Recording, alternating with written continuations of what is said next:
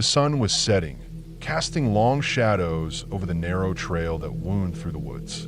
I had been hiking for most of the day, pushing my limits a little too much as I tried to finish the section before dark. The trees seemed to be closing in on me, their trunks towering high above, their thick canopies barely letting any light filter through. The air was thick, heavy with the smell of damp leaves and pine needles. There wasn't much of a breeze, and the temperature was beginning to drop. I had been on the trail for hours, my legs aching from the long climb and the uneven terrain. My pack was starting to feel heavier, but I couldn't bring myself to stop just yet. I wasn't particularly in a rush, but the thought of camping alone in the woods as night settled in didn't sit well with me. I kept glancing at my watch, calculating the amount of time I had before the light would be completely gone. Maybe I could find a good spot before it got too dark, set up camp quickly, and cook something warm. Then, just as I rounded a bend in the trail, I saw it. At first, I thought it was just another tree, an odd shape that caught my eye. But as I focused, I realized it was a person, a figure standing at the edge of the woods, just beyond the line of trees. I couldn't see much detail at that distance, but I could make out the shape of a person standing perfectly still. My heart skipped a beat, the hairs on the back of my neck prickling. It wasn't just the presence of someone else in the woods. Something about the way they stood, unmoving and silent, unsettled me. I called out, trying to gauge if it was another hiker. "Hey, you there?" The figure didn't respond. There was no movement, no acknowledgement that it had heard me. I squinted, trying to make out more details. It looked like it was wearing a dark jacket or coat, but it was hard to say for sure. The woods around it were dense, the shadows making everything look much darker than it should have been. My instincts told me something was off, but I couldn't quite place it. Maybe it was just my fatigue playing tricks on me. Maybe it was just some weird illusion from the dimming light. But there was a nagging feeling in the pit of my stomach, a deep unease that I couldn't shake. I should have turned back then, should have just gone the other way and avoided whatever this was. But for some reason, I didn't. I took a few cautious steps forward, my boots crunching on the dried leaves and twigs beneath me. Still, the figure didn't move. It didn't even look in my direction. My heart pounded a little faster. Something about it was strange, too still, too quiet. It wasn't normal to just stand there like that, not in a place like this. The hairs on the back of my neck stood up even more, a chill crawling up my spine. I called out again, louder this time. "Hey, are you okay?" But nothing, not even a sound. No rustling in the trees. No response at all. I took another step, then another. I wasn't sure what I was expecting, but at that moment, my mind wasn't making sense of it. The closer I got, the more I realized just how wrong it felt. There was a deep silence surrounding that spot in the woods, a silence that felt almost unnatural, as if the forest itself had gone still and quiet to watch. When I reached what I felt was the closest I could get, about 20 feet away, I saw something that made my stomach drop. The figure, it was gone. I blinked, trying to process what I was seeing. One moment, it had been standing there, tall and unmoving, and the next, it was simply gone, like it had melted into the shadows. No movement, no rustling, no sound at all. Just gone. I stood there frozen, my pulse racing in my ears. My mind was spinning, trying to come up with a reasonable explanation. Maybe it had just stepped back into the trees. Maybe it was someone I couldn't see clearly because of the light. But no, that didn't make sense. I would have heard movement, even if it was subtle. I felt my breath catch in my throat. My instinct screamed at me to turn around, to leave, but I couldn't tear my eyes away from the spot where the figure had been. I waited for a long moment, scanning the trees, the shadows, the underbrush. But nothing moved. There was no sound, no sign of anyone else. The silence felt too thick, too oppressive. My feet felt rooted to the ground, as though the earth beneath me had frozen me in place. Something was wrong, terribly wrong. I don't know what compelled me to take another step toward where the figure had stood. Maybe it was the nagging feeling that I needed to be sure, that I needed to understand what had just happened. But as I stepped forward, I noticed something else. The air around me felt colder. A strange chill ran through my body, even though I could tell the temperature hadn't dropped that much.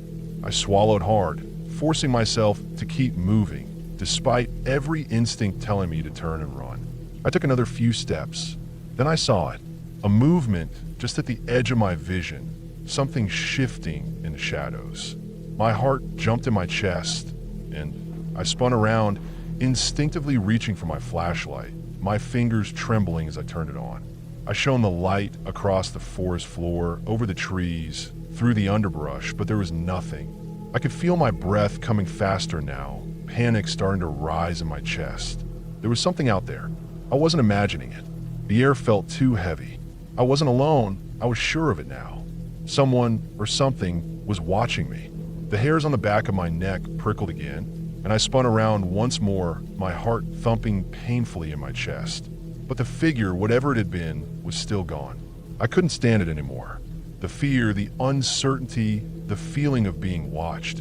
It was overwhelming. My body moved before my brain could fully process the decision. I turned around, my boots crunching loudly on the trail as I started walking faster, then faster still. It didn't matter where I was going. I just had to get out of there. The trail behind me was a blur as I rushed to put distance between myself and whatever had been in those woods. I didn't look back again. I couldn't. I kept walking, pushing myself harder, my breath coming in short, ragged gasps. The farther I went, the more I could hear the sounds of the forest again. The chirp of crickets, the rustling of leaves, the occasional distant bird call. But it wasn't enough to calm me. My eyes darted from side to side, my senses heightened as I listened for anything that might suggest I wasn't alone. The forest was too quiet, and it felt too big, too endless. Eventually, the trail began to open up, and I saw the faint outline of a clearing ahead. It wasn't much, just a break in the trees, but it was enough. A small comfort, a place where I could finally stop, catch my breath, and process everything that had just happened. I didn't stop until I reached the edge of the clearing, where I sank to my knees, panting, shaking with a combination of fear and exhaustion. I wasn't sure how long I sat there. I didn't care. The trail felt far behind me, and I was far enough away from whatever had been back there. I tried to rationalize it, to tell myself that I had just imagined it. Maybe it was some odd trick of the light, or maybe I'd just been so tired that my brain had started playing tricks on me. But deep down, I knew it wasn't that simple. There had been something there, something I couldn't explain. And as I sat in the clearing, listening to the sounds of the forest slowly coming back to life, I couldn't shake the feeling that whatever it was had followed me. That was still out there, waiting, watching.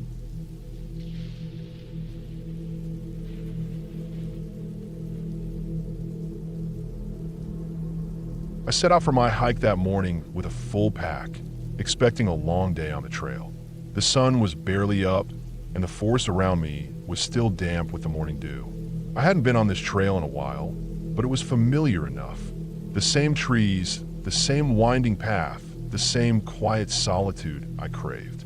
I was well into the hike by the time the sun started peeking through the canopy above, casting long, crooked shadows across the trail. The air smelled of pine, damp earth, and the faint, sharp scent of wet moss. The only sound around me was the crunch of my boots on the dry, fallen leaves, and the occasional rustle from the bushes as small creatures moved around. It was peaceful, perfect even, the kind of silence that let your thoughts wander. After about an hour of hiking, I came to a part of the trail that started sloping downwards, following a small creek that had carved a path through the forest. The sound of water trickling over rocks was a welcome change from the monotonous rustle of leaves. I paused for a moment, taking in the view, a small waterfall tumbling down a set of rocks just ahead, sunlight glinting off the surface of the water in bright patches. I stood there for a few minutes, lost in the moment, until I heard something. It was soft at first, almost like a whisper, but then it became more distinct. Footsteps. At first, I thought it was just a part of the forest. Animals often move around in the underbrush, and sometimes it feels like footsteps when it's just the wind stirring the leaves. But this was different. The steps were too rhythmic, too human. I couldn't place the sound, definitely not an animal, and it didn't sound like anyone else was on the trail. I glanced over my shoulder, but there was no one there.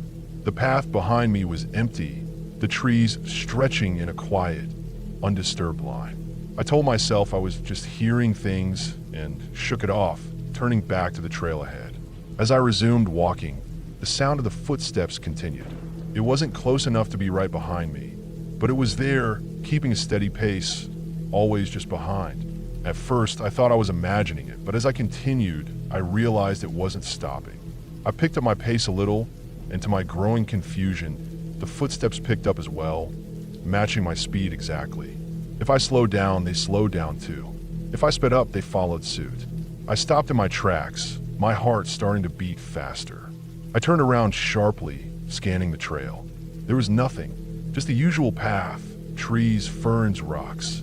I felt stupid for getting worked up, but the sound of the steps still lingered in my ears. The forest was too still, too quiet now. There was nothing to explain the sensation of someone walking just behind me, as though they were mirroring my every move. I forced myself to breathe deeply, trying to calm the unease crawling up my spine. I told myself it was nothing, maybe an animal, maybe just the echo of my own steps in the empty forest.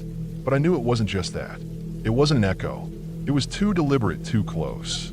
I shook my head and kept walking, trying to put it out of my mind. But the footsteps didn't stop. They were still there, still matching my pace. I glanced behind me again, a little more urgently this time, but again, there was nothing. The trail was as empty as it had been when I first looked. Still, the sound of the steps kept ringing in my ears, too precise, too calculated. The longer I walked, the more the feeling of being followed grew. I couldn't shake the idea that something was just behind me, that I wasn't alone on this trail anymore. I pushed my pace again, my breath starting to quicken. The footsteps followed. The rhythm was the same, never rushing, never faltering, always right there. I paused at a bend in the trail, and for the first time, I really listened. The footsteps stopped too. The silence was so complete, it was almost suffocating. I waited for a moment, straining to hear anything that might explain what was happening. Nothing, not a sound. No animals, no rustling in the trees. Just the quiet hum of the forest, the kind of quiet that feels too thick, too heavy. I turned around again. This time I stood there for a full minute, scanning every inch of the trail behind me. The woods were dense, the trees tall and packed tightly together, their trunks thick and dark. But there was nothing, not even a hint of movement. It was just a trail, empty. I took a deep breath, forcing myself to stay calm. Maybe it was just my imagination, or maybe I was starting to get paranoid. But something didn't sit right. I couldn't explain it, but I felt it, the weight of being watched, of being followed. I turned back to face forward and took a few steps. Then I froze again. The footsteps were back. Not in my head, not an echo of my own, but distinct, real, and following me step by step. I didn't dare turn around this time. I kept walking, faster now, heart pounding, adrenaline started to pump. I could feel my legs getting tired from the faster pace, my breath growing more ragged with each step, but the footsteps stayed with me. It was a game now. The more I walked, the more the steps followed. It didn't matter how fast I went.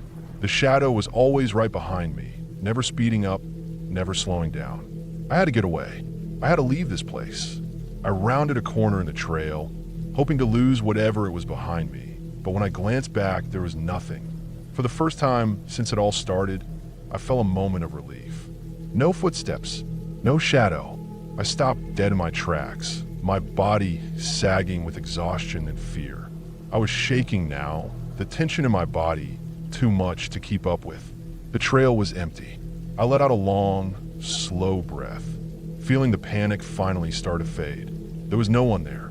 It was just me and the forest. I wasn't being followed. I wasn't being watched. My mind was playing tricks on me, that was all.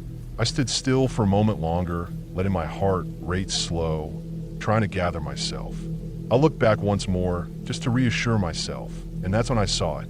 At the edge of the trail, barely visible between the trees, was a man standing still, his figure half hidden in the shadow of the trees.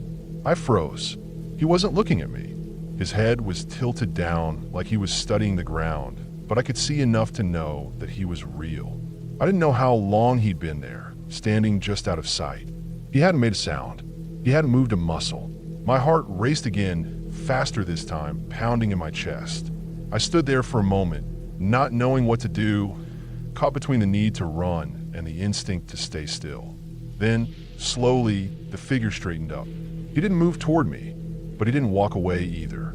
He just stood there, his back to the trees, as if waiting for something. Waiting for me. I took a deep breath, my mind scrambling for a solution. I had to get out of here, but I didn't want to turn my back on him, not knowing what he might do. Every part of me screamed to run, but I couldn't make myself move. I couldn't take my eyes off of him. For a long, painful moment, I just stood there, staring, unsure of whether I was in danger or if I was just letting my mind get the best of me. And then, as slowly as he had appeared, the man turned around. He didn't look back. He didn't do anything dramatic. He just turned and started walking deeper into the woods, disappearing behind the trees. I waited for what felt like an eternity before I dared to take a step. Slowly, carefully, I turned back to the trail and kept walking. The footsteps were gone now. The feeling of being watched was gone. The man was gone. I didn't know who he was or why he had been there, but I didn't care. I was alone again. I walked the rest of the trail in silence, my pace steady but cautious, and I didn't look back again. I don't know if the man had been following me all along, or if I had simply been mistaken about what I was hearing. Maybe it was just the woods playing tricks on me, but when I reached the end of the trail, I didn't feel any of the peace I had before. The hike that had once seemed like the perfect escape now felt like a reminder of how quickly things could turn unsettling. I never went back to that trail, never even thought about it again, and I definitely never went hiking alone after that.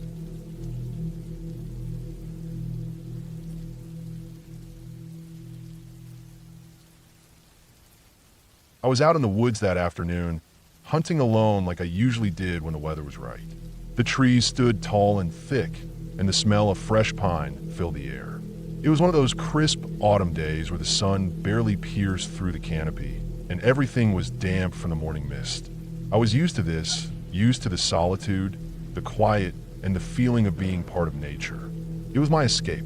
The world seemed to slow down when I was out there, as if the pressures of life and work could be forgotten for a while. I had my rifle slung over my shoulder, my boots crunching softly on the leaves as I moved through the underbrush. I was making my way toward an area I had marked on my map, an old hunting ground where I had always had good luck in the past. The plan was to get there, settle in, and wait.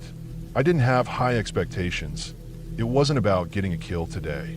It was about being in the woods, feeling the calm and the rhythm of the hunt. But something fell off. At first, it was subtle, a slight tension in the air. The wind shifted direction, sending a chill up my spine. I paused for a moment, instinctively scanning my surroundings. The usual sounds of the forest, the rustle of leaves, the calls of distant birds, seemed muffled, as if the forest itself was holding its breath. I couldn't shake the feeling that I wasn't alone, that someone or something was watching me. It wasn't an immediate threat, more like a presence just out of sight, just beyond my reach. I checked the area around me, looking into the dense thicket of trees, peering through the thick trunks and shadows. There was nothing, just the silence of the woods. My rifle felt heavier in my hand, a subtle weight that made me more aware of its presence. I shook my head, trying to push the feeling down. It was nothing. The woods could play tricks on you sometimes, make you think you were being watched, when really it was just the quiet making your mind jump to conclusions. Still, I couldn't ignore the sense that something wasn't right. I kept moving, trying to brush it off. But every few steps, I found myself glancing over my shoulder, scanning the edges of my vision, trying to catch sight of whatever it was that had me on edge. Then it happened. A twig snapped. The sound was sharp, distinct, and close. Too close. My heart skipped a beat. It was the kind of sound you didn't hear by accident in the woods. Something had stepped on it. Something heavy, something moving deliberately. I froze. I waited, but the woods were still. No movement, no sound. Just the rustling of the wind in the trees. I held my breath, trying to listen for anything that might confirm what I just heard. My fingers tightened around the rifle, and I took a slow, careful step back, trying to position myself where I could see more of the surrounding area. Nothing. No movement. No shadow. I couldn't even hear the wind through the trees anymore. It was that quiet. I turned around slowly, scanning every direction. Still, I saw nothing. Was it just my imagination? Was it the wind? I didn't think so. The sound had been too clear, too precise. Then it came again. Another twig snap. Closer this time.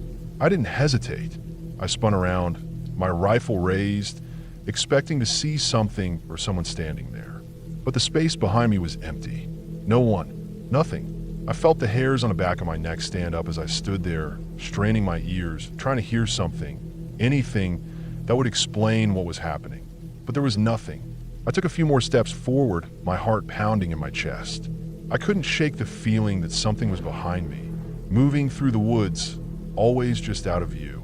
My instincts were telling me to leave, to get out of there, but I was stubborn. I didn't want to run. That's not what hunters did. We faced whatever came, whether it was an animal or another hunter. But then the air changed. It grew colder. Not the kind of cold that comes with a chill in the air, but the kind of cold that made you feel like something was watching you, waiting. The trees around me seemed to close in, and the forest felt more oppressive, as if it were pressing in on me. I turned again, checking the path behind me. It was still clear, still empty. I could feel my pulse quickening now, my breathing a little more erratic. I had to get a grip. This wasn't the first time I'd hunted in these woods, and it sure as hell wasn't the first time I'd been alone in the wild. I had to shake off whatever was creeping into my head. Maybe it was just the isolation or the stillness that made everything feel wrong. But then, the snap of a branch came again.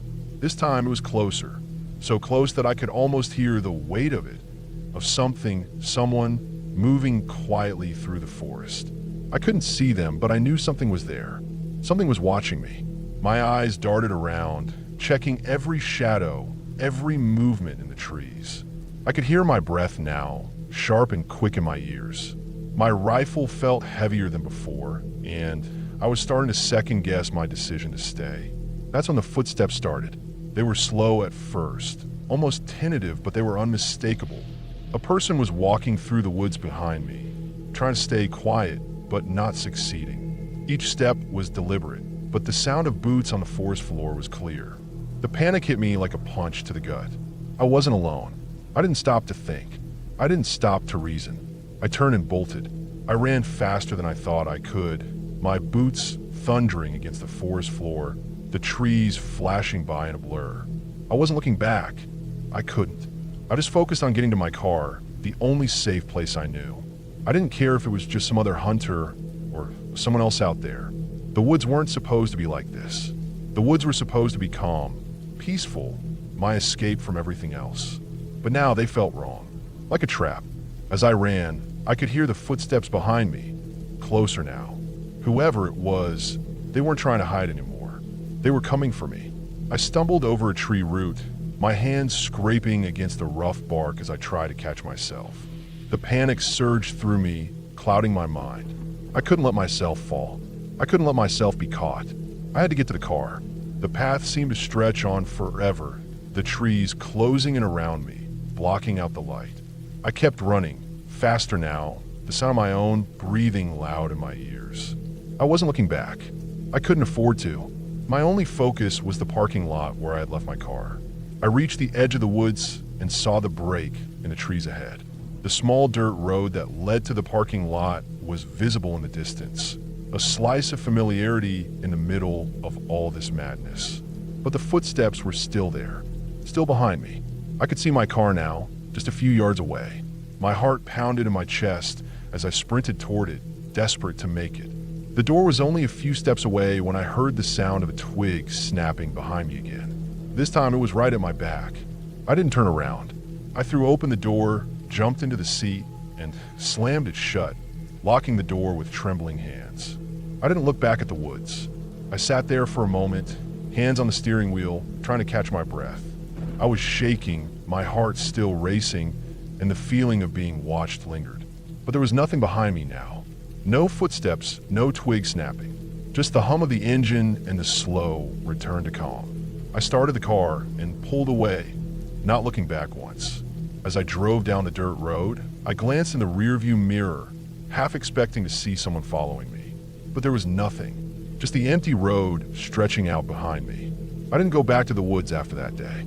I couldn't shake the feeling that I wasn't alone out there, that whatever had been following me hadn't left.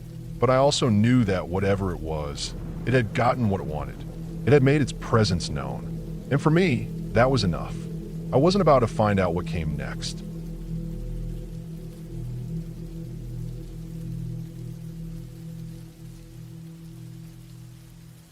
I've been looking forward to this weekend for months.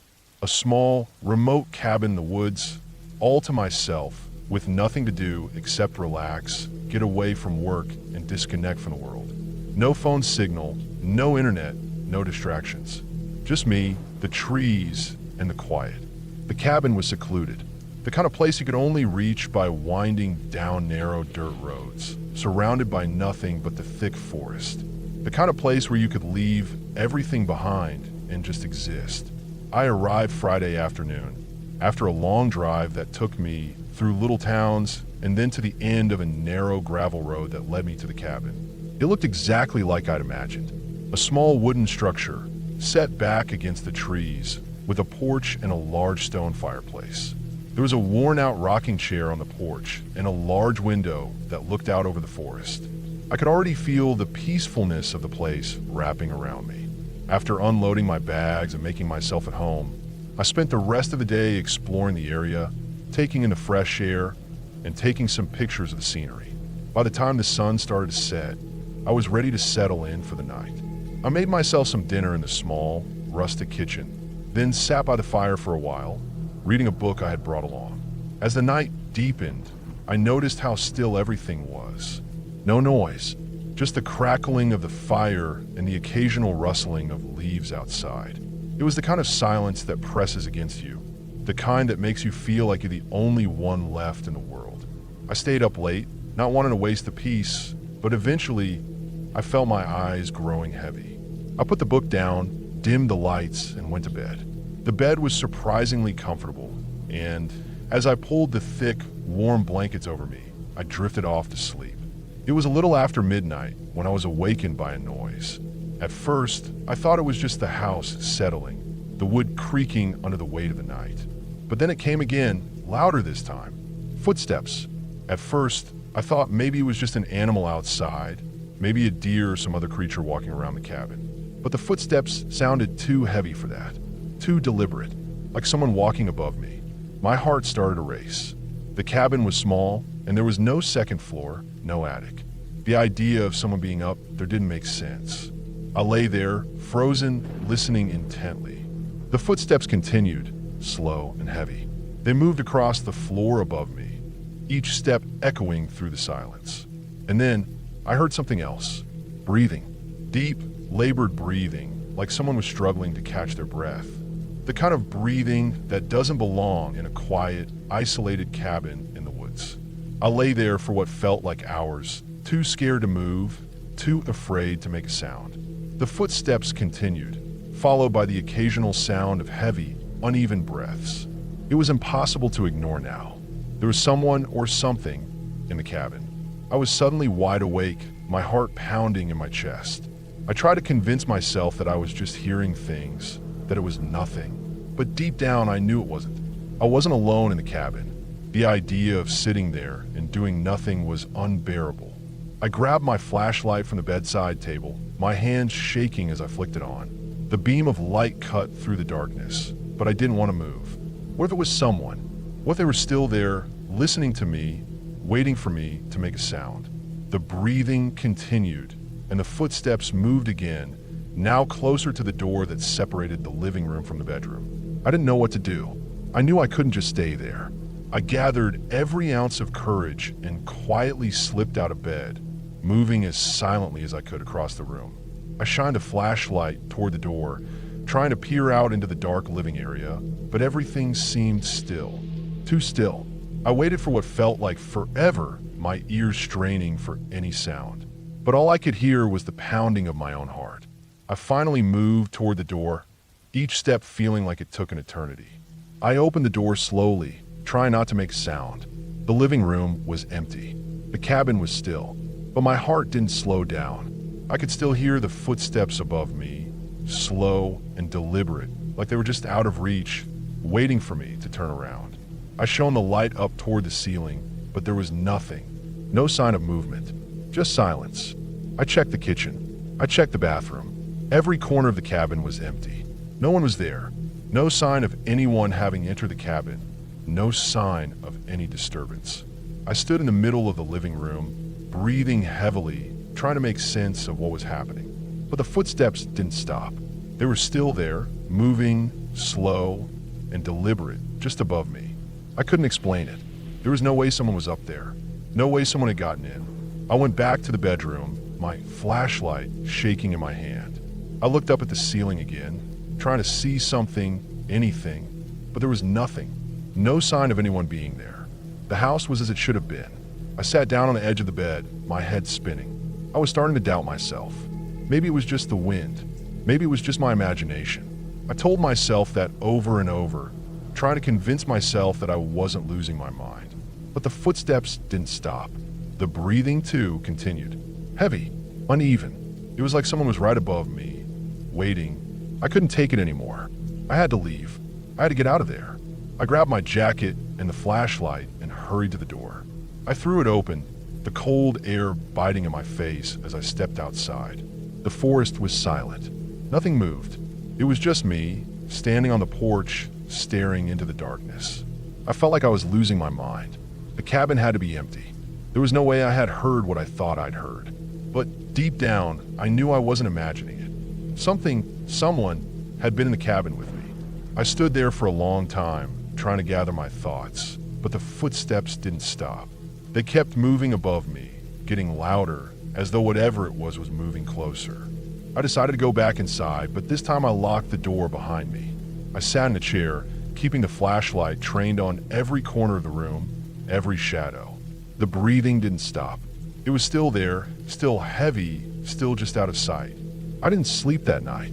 I couldn't. I sat in that chair, staring at the door, the walls, the shadows. The sounds continued until the sun began to rise.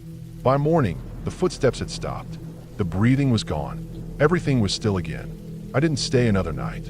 I packed up my things, drove down the narrow gravel road, and didn't look back. I don't know what I heard that night, or who, or what was in that cabin with me, but I know one thing for sure. I never want to go back to that place again.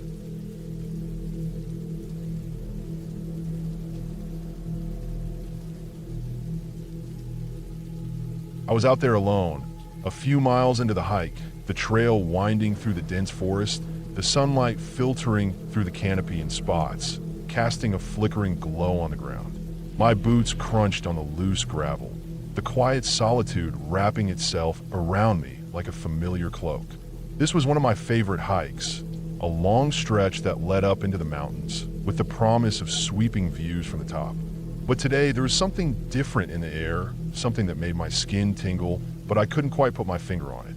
It was a late afternoon, and the air felt thick, as if the clouds were pressing down on everything. I had been hiking for about an hour and a half when I first heard it. The whisper, it wasn't loud, not at first, just a soft murmur, like a breeze catching the edges of something almost forgotten. It didn't make sense at first. I slowed my pace, looking around, but the trees stood tall, their trunks spaced far enough apart that nothing could be hiding between them. The trail was clear ahead. No animals, no people, just the sound of the wind swaying the branches. I told myself I was being paranoid. After all, I'd hiked this trail plenty of times. It was safe, it was familiar. I just needed to focus. I took a deep breath and kept moving. The whisper came again, this time more distinct. It was faint, but definitely there. I couldn't understand the words. There was something strange about the tone, like it wasn't meant for me to hear. A chill ran down my spine. I stopped and stood still, my boots rooted to the earth. The wind wasn't strong, but it carried with it that same strange murmur. It was almost like it was surrounding me, floating through the air in an eerie dance. I shook my head, trying to brush it off. It's just the wind, I muttered to myself. Just the wind. But even as I said the words, something didn't feel right. I felt like I was being watched.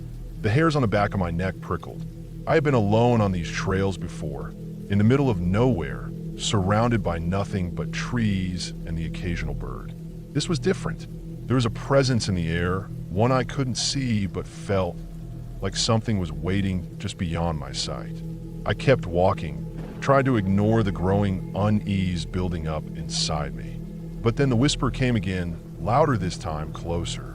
It was impossible to tell which direction it was coming from, but I could hear it clearly now, some kind of language, not one I recognized, soft but unmistakable.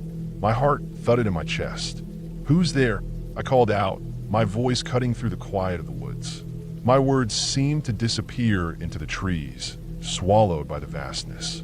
There was no answer, only the rustling of leaves in the breeze. I scanned the trail, the forest beyond it. Nothing, no movement, but I couldn't shake the feeling of being watched, the sensation of eyes tracking me from the shadows. I told myself again to calm down, that it was just my mind playing tricks, but the whispers grew louder. They weren't clear enough to make sense of, but they were no longer distant. They felt close, surrounding me like a cold breath on my neck. My pulse quickened, and I started walking faster, my pace quickening to a near jog. The wind picked up, and with it, the whispers seemed to grow stronger, more insistent, as if they were calling to me. I pushed through the thickening trees, the trail becoming steeper, the rocks beneath my feet slipping as I rushed forward. I wanted to get back to the trailhead, to the safety of the parking lot where people were. I didn't care if I was making a scene. I just wanted out. But as I looked behind me, there was nothing, no movement, no sign of anything following me. Yet I couldn't shake the feeling. I broke into a full sprint, my breath coming in sharp bursts, the world around me blurring. The whispers had now turned into a low murmur, like a chant, rhythmic, but still unintelligible. I tried to push them out of my mind, focusing on the trail ahead, but they wouldn't stop. They followed me, as if they were carried by the wind itself, staying just a step behind, relentless. My legs burned as I pushed harder, running faster, the sound of my heart pounding in my ears. I couldn't outrun the whispers. They were there, always just on the edge of hearing, a constant hum, like an uninvited guest that wouldn't leave. I didn't know how much time passed as I ran, the trail seeming to stretch on forever. But my mind was clear enough to know I needed to get back to the trailhead. I didn't care about the views, about finishing the hike. All I cared about now was getting back to where people were. It didn't matter if it sounded irrational. I had to go. I rounded a corner, the end of the trail finally coming into view. The parking lot was just ahead. Relief hit me like a wave. I was almost there. My breath came in ragged gasps as I slowed, the whispers fading slightly as the trailhead came closer. I kept looking over my shoulder, half expecting to see something, anything, but there was nothing. The forest stood still, peaceful, too peaceful. I reached the end of the trail, my hands shaking as I grabbed my pack from the ground and started walking quickly toward my car. I didn't want to look back anymore. I couldn't shake the feeling that whatever I'd felt out, there was still close, lingering in the woods behind me. I didn't stop until I was safely in my car, the engine roaring to life as I slammed the door shut.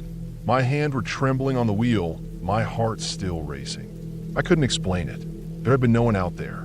No animals, no people. Just me, the wind, and the whispers. I drove away, the familiar landscape around me feeling strange, as if I was seeing it for the first time. The whispers had stopped, but the unease remained, crawling under my skin. I still don't know what happened that day. I've been back to the trail since, though. I don't tell anyone about the whispers. I don't tell anyone about the feeling of being watched. People who hike, they don't need to know that sometimes the wind can carry more than just the sounds of nature. They don't need to know that sometimes the woods themselves can whisper.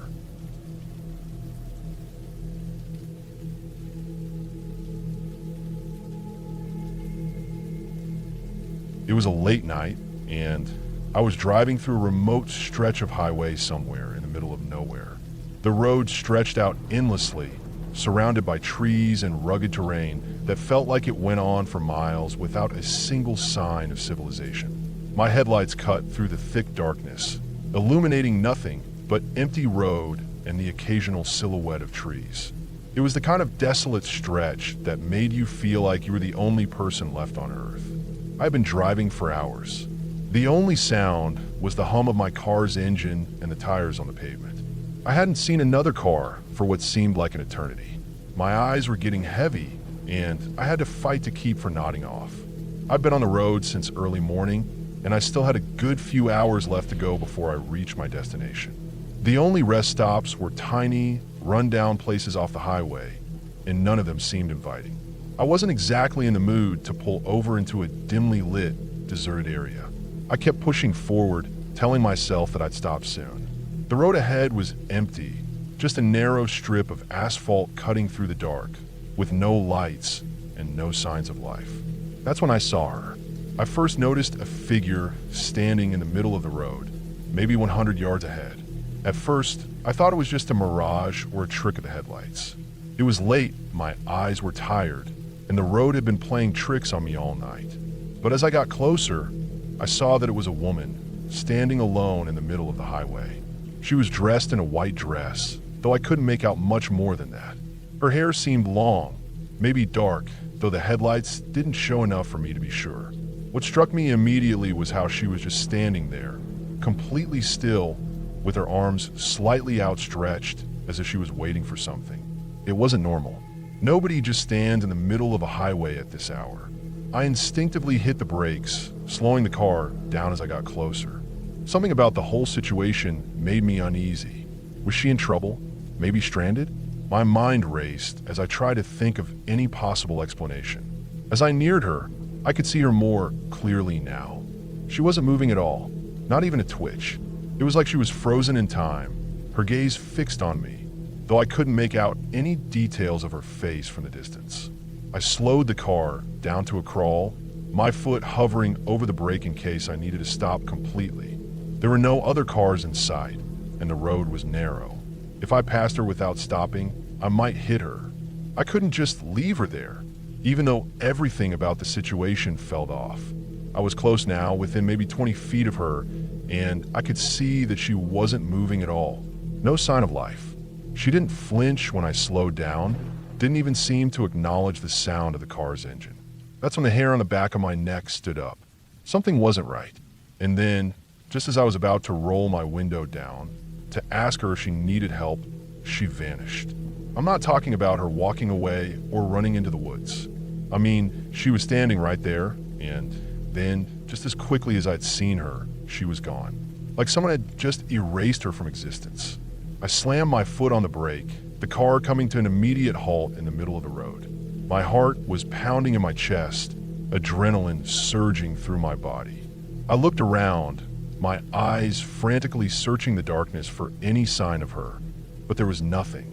The road was empty, completely empty. I sat there for a moment, my mind reeling. I couldn't process what had just happened.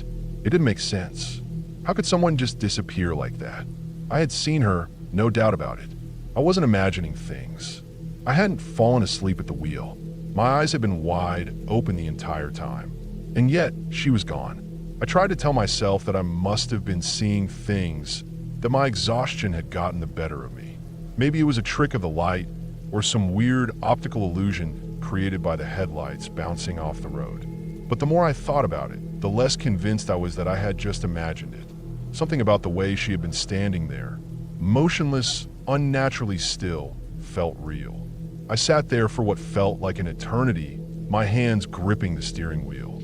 I should have just kept driving, but I couldn't shake the image of her standing there, waiting. It felt wrong to just drive away, to pretend like nothing had happened. But what else could I do? There was no sign of her. I couldn't just stop and walk around looking for her in the dark.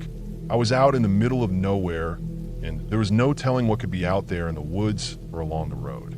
With a heavy sigh, I put the car in gear and started driving again. Slowly this time, my eyes scanning the road ahead for any sign of movement. My hands were still shaking a little, but I forced myself to calm down. This was ridiculous. It had to be some kind of weird optical illusion or a hallucination brought on by my exhaustion. That's all it could have been. But as I continued down the road, my mind kept returning to that strange, eerie moment. What had I really seen? Why had she been standing there in the middle of nowhere, on that empty stretch of highway? And why did she vanish without a trace? As I drove, I kept my eyes peeled for any other signs of life, though there was nothing. Just endless dark road and trees on either side. The silence was deafening. It wasn't until a few miles down the road that I finally saw something. A car, parked off to the side, hidden among the trees. My heart skipped a beat as I slowed down, wondering if someone else had been out there. Maybe it was the woman. Maybe she had walked to her car after disappearing. I passed the car cautiously, but there was no one around. No sign of life. I kept driving, but my mind was racing. I couldn't stop thinking about her, about what I had seen or thought I had seen. My heart kept pounding as I glanced nervously into the rearview mirror, half expecting to see someone chasing me down the road. It wasn't until I reached the next small town that I felt like I could finally breathe. I pulled into a gas station, the bright lights of the pumps reassuring against the darkness that surrounded me. I parked and sat in the car for a few minutes, trying to calm down. My hands were still shaking, and my heart was still beating fast. I couldn't stop thinking about what had happened. I went inside to grab a coffee, trying to steady myself to get my head back on straight. As I walked to the counter, I overheard a conversation between the cashier and a truck driver who had just pulled in. I swear, I've been seeing more strange stuff out there lately, the truck driver said, his voice low. A woman in a white dress, standing in the middle of the highway. Just like that. I froze in my tracks, my blood running cold. I had to turn around and listen. The locals talk about it, the cashier said. People have been reporting it for weeks now. Some say it's nothing, just a trick of the light. But you don't see it in a place like this unless it's real. I didn't stick around to hear more. I paid for my coffee, walked out to my car, and drove away as fast as I could.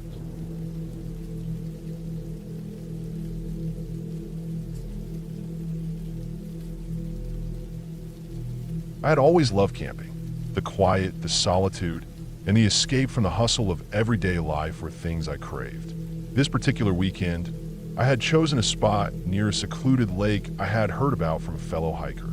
It wasn't a popular camping area, more of a hidden gem tucked away deep in the woods. The kind of place where you could truly disconnect. No cell phone signal, no distractions, just a wilderness and yourself. I arrived late in the afternoon after a long drive. The sun was beginning to dip low, casting an orange glow across the trees as I set up my tent by the edge of the lake. The water was calm, reflecting the surrounding pine trees like a mirror. The stillness of the place was almost unnerving, but in a way that I found soothing. I built a fire, threw a few logs on it, and sat back, listening to the crackling flames. The air was cool, and the night was settling in. I hadn't seen another soul when I arrived, and that suited me just fine. However, as the light faded and the stars started to appear, I noticed a small group of campers had set up their tents a little farther down the lake. From the looks of it, they were just a couple of people, maybe a man and a woman. They were talking, laughing, and enjoying their evening. I could hear snippets of their conversation, but it wasn't intrusive. It felt like a normal camping scene, no different than the many I had experienced in the past. After a while, I decided to turn in for the night. The temperature had dropped, and the warmth of my sleeping bag was too inviting. I rolled into the tent, zipped it up, and settled in. I could still hear their voices faintly from a distance, but it was calming. It felt good to be in nature, surrounded by trees, the lake, and the sounds of wildlife. The night passed slowly. There were occasional rustlings outside my tent, likely animals moving through the forest, but nothing alarming. I drifted in and out of sleep, the sound of the crackling fire nearby lulling me into a peaceful slumber. At some point, I heard a loud splash from the lake. Maybe a fish jumping or something larger, but it didn't bother me. It was just part of the night. Morning came, and I woke up to the soft light of dawn filtering through the trees. I lay there for a while, listening to the quiet and stretching my limbs. The birds were already awake, calling to one another from the treetops. The air felt crisp, and the ground was still damp from the previous night's dew. I unzipped the tent and stepped outside, taking in a deep breath of fresh morning air. It was a peaceful scene, exactly what I had come for. As I looked around, my gaze naturally drifted to the campsite of the couple that had set up nearby. It wasn't far from where I had pitched my own tent, just a little down the shore. But as I looked, something was off. The tents were gone. No one was around. No smoke from a campfire. The area looked empty, like they had never been there at all. It wasn't just that they weren't there. It was that everything was completely gone, and yet there were signs they had been there just hours before. Their campfire pit, though no longer burning, still had smoldering embers that gave off a faint glow. It was almost as if they had just left, but in a hurry. Half-eaten food was left behind. 2 open cans of beans, one tipped over and spilling its contents on the ground. A few pieces of bread were scattered near the fire, and some coffee cups lay abandoned in the dirt. I couldn't see any trash bags or belongings that they might have packed away. Just stuff, just sitting there, as if they'd gotten up and walked off without a care. I stood there for a while, staring at the sight, trying to make sense of it. It was a strange thing to witness. People don't usually just leave their things behind like that, especially when it wasn't even morning yet, and it was far too early for people to be packing up. But that was exactly what had happened. No sign of struggle, no obvious signs of something having gone wrong, just the evidence of their departure, as if they had vanished. I felt a chill run down my spine, though I couldn't explain why. Maybe it was just the eeriness of the empty camp, or maybe it was the fact that I had just arrived and felt this strange disconnect between the world I was in and the world they had left behind. I walked closer to their camp, inspecting the remains of their fire. The ashes were cold to the touch, but there was still a faint smell of burnt wood and something off. It was a mix of wet leaves and charred metal, an oddly pungent scent that lingered in the air. I glanced around, wondering if they had packed up and left early for some reason, maybe to hike out or catch a ride. But the more I looked, the less sense it made. The lake was still, with no signs of recent activity. No boats, no people along the shore. It was just quiet. I turned around and walked back toward my tent, trying to shake off the unease that had settled in my chest. I didn't want to overthink things. It was a campground, after all. People come and go. Maybe they had just left early, or maybe they'd gone for a walk. Maybe they had a reason to leave in the middle of the night. But none of that explained why their belongings were left behind. I shrugged it off, reminding myself that it was just a strange coincidence. I wasn't going to let it ruin my weekend. I packed up my own gear and decided to take a walk around the lake to clear my head. I needed some time to think about what I had seen. The morning was quiet, the only sounds coming from the rustling of leaves and the occasional bird call. I walked along the shore, keeping my eyes peeled for any signs of the couple or their tracks. Nothing. The ground was soft from the recent rain, and I could see the prints of animals, raccoons, squirrels, maybe a deer, but there were no human tracks. Nothing to suggest that anyone had passed through recently. I spent the next few hours walking around the area, looking for anything out of the ordinary. I didn't find anything. No signs of struggle, no hidden dangers. Just the same quiet, empty forest. As I walked, I began to feel a bit silly. The whole thing was probably just a misunderstanding. Maybe they had gone for a swim or a walk in the woods and left their things behind for a moment. There had to be a rational explanation, right? But still, I couldn't shake the feeling that something wasn't quite right. I kept thinking about their campfire, how it had still been smoking when I woke up, but there was no sign of life. No signs that they had packed up and left in a hurry, either. It was as if they had just disappeared. By mid-afternoon, I had walked far enough around the lake to reach a small trail that led into the woods. I decided to follow it, hoping it would lead me to some answers. Maybe the couple had hiked up this trail or had gone off to explore. I walked for a while, the trail winding through thick trees and underbrush. The deeper I went, the more isolated it felt. The only sounds now were my footsteps on the dirt and the occasional crack of a branch breaking somewhere in the distance. I kept walking, my thoughts still focused on the strange disappearance of the campers. What if something had happened to them? What if they had run into trouble? What if they had gotten lost? I shook my head, trying to dismiss the thoughts. It was just a coincidence. They were fine, but the further I went, the more unsettling the forest became. The trees seemed taller, denser. The underbrush thickened, and the air grew cooler. The feeling of isolation grew stronger. After what felt like hours, I decided to turn back. There was no sign of anyone. No footprints, no sound of voices, nothing. When I returned to the lake, the camp was still empty. The belongings had not been touched, and the food remained where it had been. The fire pit was still cold. It had been hours since I first noticed the abandoned campsite, and there was still no sign of the couple. No evidence that they had ever been there. As I sat by the edge of the lake, I began to realize that maybe they hadn't left at all. Maybe something had happened to them. I couldn't explain it, but the feeling of unease wouldn't leave. The absence of any signs of life around their camp. No tracks, no disturbance in the forest, nothing was starting to gnaw at me. I couldn't shake the feeling that something was wrong. As night began to fall, I reluctantly packed up my gear and decided to leave. The thought of staying another night, alone by that empty campsite, was too much for me. I couldn't explain it, but I felt like I needed to go. Fast. I drove out of the area, my headlights cutting through the darkness. I didn't look back. The next day, I called the local ranger station to report what I had seen. The ranger who answered was friendly, but seemed puzzled by my story. He told me that no one had reported any missing persons in the area. When I asked about the couple, he said he didn't know of any campers in the area that morning. I mentioned their abandoned camp, but the ranger didn't seem concerned. He assured me that sometimes people leave early and forget things behind, and that things like that happen all the time. I didn't believe him. I still didn't, but there was no explanation. I'll never know what happened to those campers, or why they left without a trace. All I have is the memory of their camp, and the eerie feeling that something happened that day, something I'll never fully understand.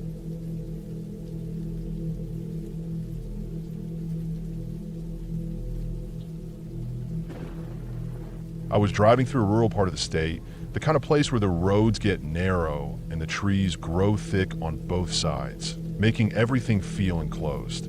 It was a late afternoon, and the sky was starting to look like a faded painting, the clouds heavy with the promise of rain. I had been on the road for hours, just trying to get to my destination, and the miles had started to blur together.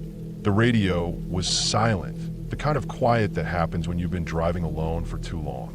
It was just me and the road, and the endless stretch of nothing around me. I'd passed a few farms, the occasional barn, and a handful of run-down houses scattered along the edges of the highway.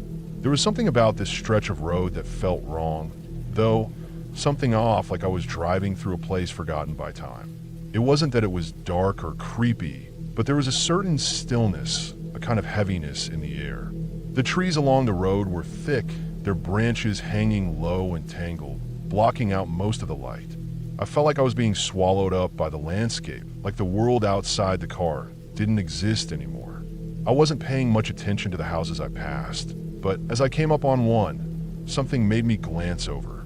It was a small, dilapidated house, barely standing. The porch was sagging. The roof looked like it might cave in at any moment, and the windows were dusty and cracked. The yard was overgrown, the grass wild and untamed, curling around the old wood like it was trying to reclaim it. Everything about that house screamed abandonment. It was the kind of place you expected to see in horror movies, the type of house you'd be warned not to approach. I almost kept driving, but something caught my eye. A figure stood by the window, almost blending in with the shadows. I couldn't tell if it was a man or a woman, but I knew they were watching me. It was that feeling, the hairs on the back of your neck standing up, the sense that you're being observed. The figure was motionless, standing in the window, staring at me as I passed. I didn't think much of it first. It could have been a neighbor, maybe someone out on the porch, or just peering out the window. But as I kept driving, the uneasy feeling stayed with me, gnawing at the back of my mind. I shook it off, telling myself it was nothing. Probably just my imagination running wild, the kind of thing that happens when you're alone on the road for too long. But as I reached the bend in the road and glanced in the rearview mirror, my heart skipped a beat. The figure was outside now, standing just beyond the edge of the porch. It was almost like they'd teleported there, or worse, they had been standing in the shadows waiting for me to pass. They were still staring at me. Their figure was barely discernible in the dimming light, but I could make out the silhouette of someone watching me. Unmoving, their posture stiff and rigid. I felt my pulse quicken. The blood rushed to my head, and I couldn't stop staring back at the figure through the rearview mirror. My eyes were glued to that one spot, like I was afraid if I looked away for even a second, they'd disappear or worse, get closer. I glanced back at the road quickly, my hands tightening on the steering wheel. I shouldn't have looked. I shouldn't have kept glancing in that mirror, but I did it again. The figure hadn't moved. They were still standing there, but this time they were closer, much closer. It was like they had taken a step forward in the few seconds it took me to look back and forth. I didn't know if my mind was playing tricks on me, but I could have sworn the figure had moved in the span of a heartbeat. I wasn't sure if I should stop, if maybe I should go back and check if everything was okay, but a part of me, the more rational part, told me to keep going. There was nothing to be afraid of, right? People lived in these kinds of houses all the time, maybe even with strange habits. Hell, they might have been standing out there just to watch the traffic go by, nothing more. But the feeling in my gut told me otherwise. I didn't want to risk it. I didn't want to be part of whatever strange thing was happening there. So I pushed down the fear creeping up my spine, forced myself to breathe steady, and kept my eyes on the road, speeding up just a little to put more distance between me and that house. I glanced back at the mirror once more, and that's when I saw it. The figure wasn't standing by the window anymore. It was standing in the middle of the road, just up ahead. It had crossed from the house to the highway without making a sound, like a shadow slipping through the trees. I could barely make out their shape, but they were standing there, right in the middle of the road, watching me. Their figure was still as stone, and for a moment, I thought they might not even be real. Maybe it was just the dim light playing tricks on my eyes. Maybe I was tired, worn out from the long drive.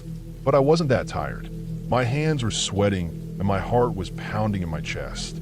I couldn't take my eyes off of them. I didn't know if they were waiting for me to stop, or if they were simply watching as I passed. But I didn't want to find out. I slammed my foot on the gas, feeling the car lurch forward as the engine roared to life. The figure stayed there, unmoving. My headlights illuminated the area around them for a split second, but I didn't dare look to see if they had moved. I couldn't afford to. As I sped past, I kept my eyes focused straight ahead, trying to push the image of that figure out of my mind. I could feel my heart racing in my chest, and I had to force myself to take a few deep breaths to calm down. But no matter how much I tried to push it away, that figure kept coming back to me.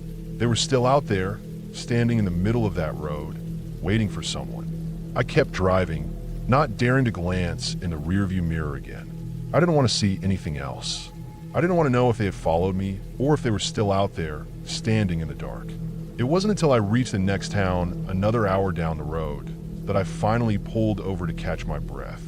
My hands were still trembling, my mind racing with questions I couldn't answer. What I seen back there? Who was that figure, and why were they watching me? I sat there in the car for a long time, staring out the windshield, trying to make sense of it all. It felt like something I couldn't explain, something that didn't belong in the world I knew. But as I sat there, I realized one thing. Whatever that figure was, it had never been about me. I wasn't the one they were watching. They were waiting for someone else. And the thought of that was even worse than the feeling of being watched.